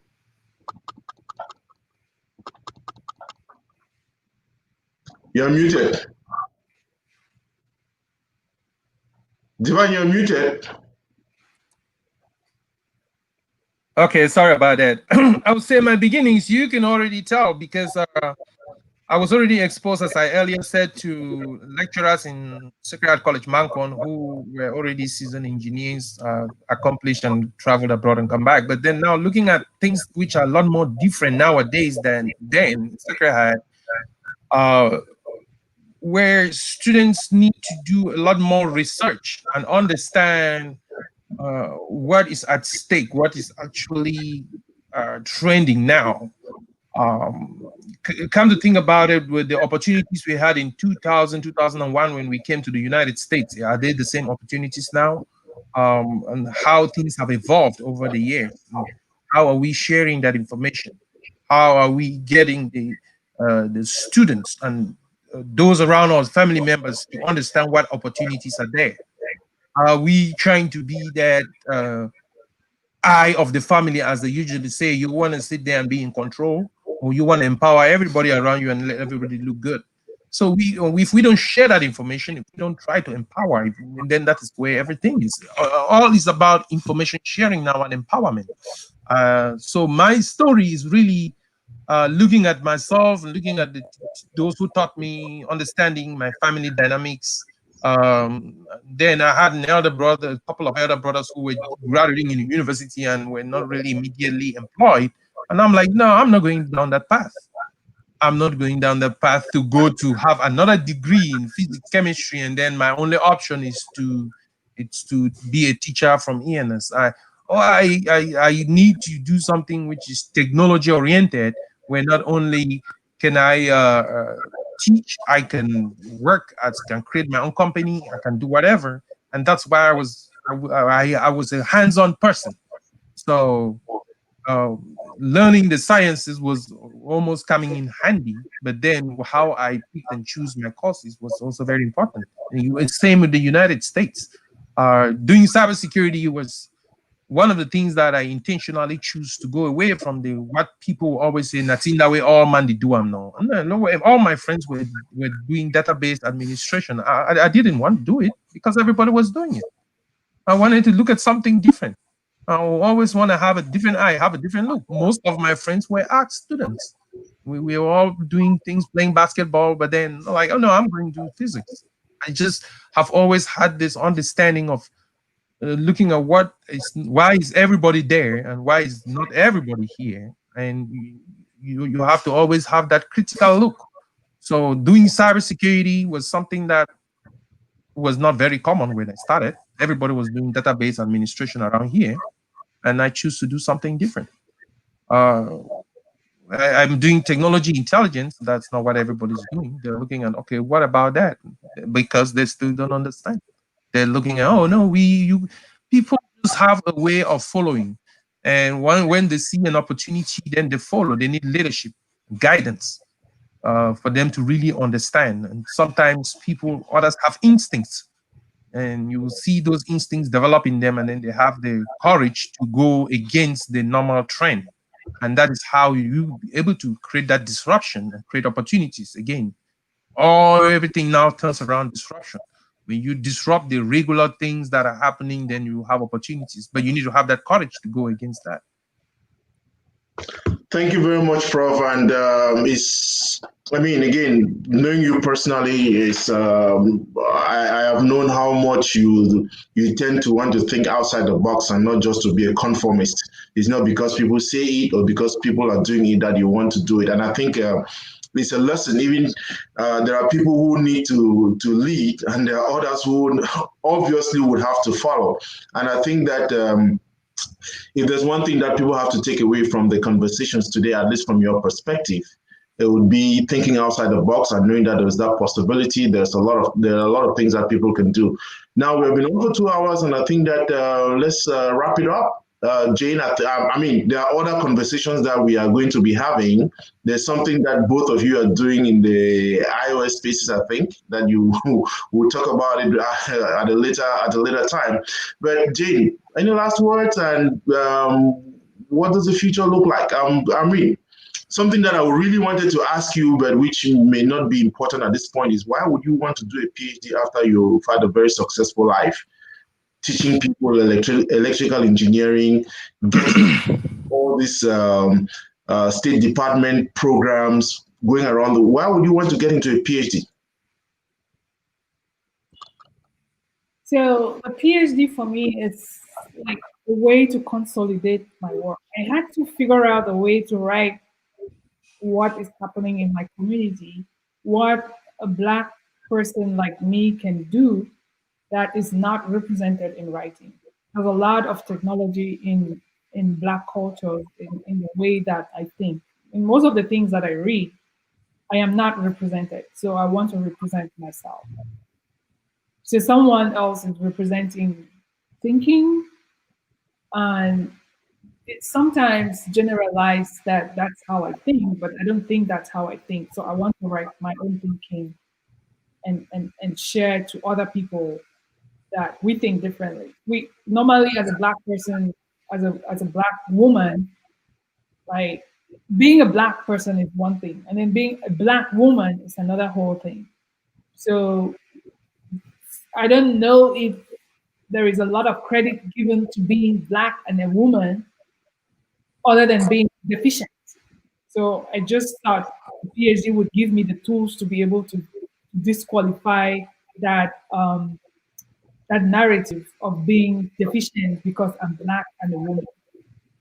That's why I'm doing a PhD, because I need to write that down. I need to write what being a black woman, technology space, and how I'm thinking in ways that people can understand. Absolutely important. I mean, because you talk about it, I mean, at three levels, isn't it? First, being a black person. Secondly, being a woman, and thirdly, even getting into that space of technology, isn't it? It's something that is considered a male dominant and all that. So at three levels, you already find that you are disqualified even. And I think that is a battle for everybody to be. We have talked a lot today about emancipation, and emancipation, not just because every time we hear emancipation, people are thinking about it in terms of the woman, isn't it? But now it's supposed to be emancipation of people like us, to say that this space is a space that is open to all. And if something you are interested in, there are things that you need to do. And I really love the phrase among the many things that you said today about thinking analytically, okay, critically, and procedurally. Those are things that we don't think about, but we can come back to that. Um, so let me give Divine the opportunity to say last word since we're talking about women, and then I give you that opportunity. Prof. Oh, Lambert, I want to thank you for having me on the show today. My last word is to encourage families to educate their daughters, husbands to support their wives to exceed their potential, and those who are apparently not properly represented to think of what they want to be and pursue it. In different ways, you can always seek help, look for mentors, look for organizations or communities where they're practicing what you're dreaming of doing, and be part of it. There's a movement that you want to be part of. Everything you dream or want to be part of or want to belong, there's a movement which you can join, belong to, and they're gonna help you get to where you want to be. But we should all know that we have uh, so much exceeding or so much potential, which we have to believe in it and exceed our potential, exceed expectations. I always say, or overwhelm your challenges, and you will have a lot of opportunities. Resilience is built by always understanding that there are challenges and how you overcome them, both at the family level, individual levels, as students. We all have to do that, and we can contribute to the dynamic. The unfortunate thing is, how do we get leadership to be part of this narrative? That is the hard part. Hopefully, they will get there when we at the bottom create these movements, and then they will come. Sometimes change comes from top to bottom, sometimes from bottom to top. But while we wait for policies and strategies, what are we doing at this level to make things happen? And this is what you're doing, Lambert. So I give you thanks and encourage you, and thank you very much for giving me this opportunity to serve and to share my ideas. And hopefully somebody will learn something from what I said. And if anybody is offended, that was not my intention. Thank you. No, Prof, I want to say thank you, and I really want to applaud the work that you do for our community. I mean, our Cameroon, our African community here in the United States, especially in the Washington, D.C. area. And I would say if there's anybody who's looking for a mentor in that particular space, he mentioned something today. He took on cybersecurity at a time when everybody was focusing on database administration. And today you are hearing some other thing about what is it about technology, artificial what is it mentioned? Um, I took down notes on it, but I've forgotten what that Oh is. yeah, okay. Technology intelligence. Technology intelligence. And So yeah, technology intelligence is a whole platform that encompasses digital transformation, disruptive technology, and all these things that when it's just give an example, when we're saying 5G today, but we have been discussing this within technology intelligence for the past 3-4 years. How will 5G come and change our dynamics? And if you don't start looking at these things in the future, when they come, they will create chaos and disruption. And so we start looking at them in the future. What is the future technology? How is it going to influence the economic space? the business space and all of that, and we make preparation. We prepare to bring in this technology coming without creating disruption. Great. And again, my main takeaway today from what Jane said, that's already thinking analytically, critically, and procedurally, isn't it? You need to, because those are skills that we don't find. Everybody has that potential to think that way, but it's just that very often we focus on one thing and forget about the others. So Jane, again, any last words? And I want to thank you for the time you spent with us, giving us 2 hours. A PhD student, it's not easy to have 2 hours of your time on a Labor Day weekend when you would have been doing some assignments and researching some other stuff. Any last words? Yeah, I really need to thank you a lot for giving me the space to talk about these things. It's not every day that people who talk about technology have the opportunity to talk about the things that guide our very own life and existence these days. I don't think there's anybody that can go 2 miles without their phone on them. Thank you so much. And again, I will tell everybody that this is not just about hype or just talking about things in the air. One way of belonging, one way of not feeling excluded is by representing yourself. If you think that people are building technologies that do not fit you, or you're not in a data system, or they're building databases that do not represent you, it's simply because there's something you're not doing. You're not trying to represent yourself. Again, I'm doing a PhD because I want to represent. If the PhD would help me represent myself better, then I'll do it, because I'm dying that much to be able to represent myself. I have something to say. So don't forget, represent yourself all the time. Thank you so much for giving us this space. Again, this is not a conversation for women only, it's a conversation for us all. Thank you very much. And I really want to appreciate, first of all, I want to thank my sister, who is your classmate, Sister Kiara, who introduced, I mean, I met you before, but I really did not, she was the one who pressed and said, talk to Bih Jane, you are going to be blown. And you can already see that it's been a great encounter this morning.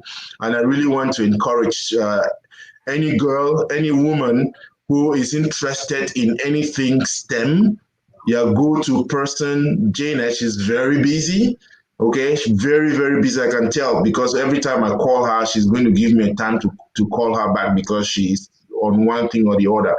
The reason we're having these conversations is in order to improve on our community, in order to make sure that we leave a better future for our kids. But in order to do that, we too need to improve on ourselves. And where we have these role models that are already shining a light on these things, let us take advantage of the role models. The people are going to do or become what they see.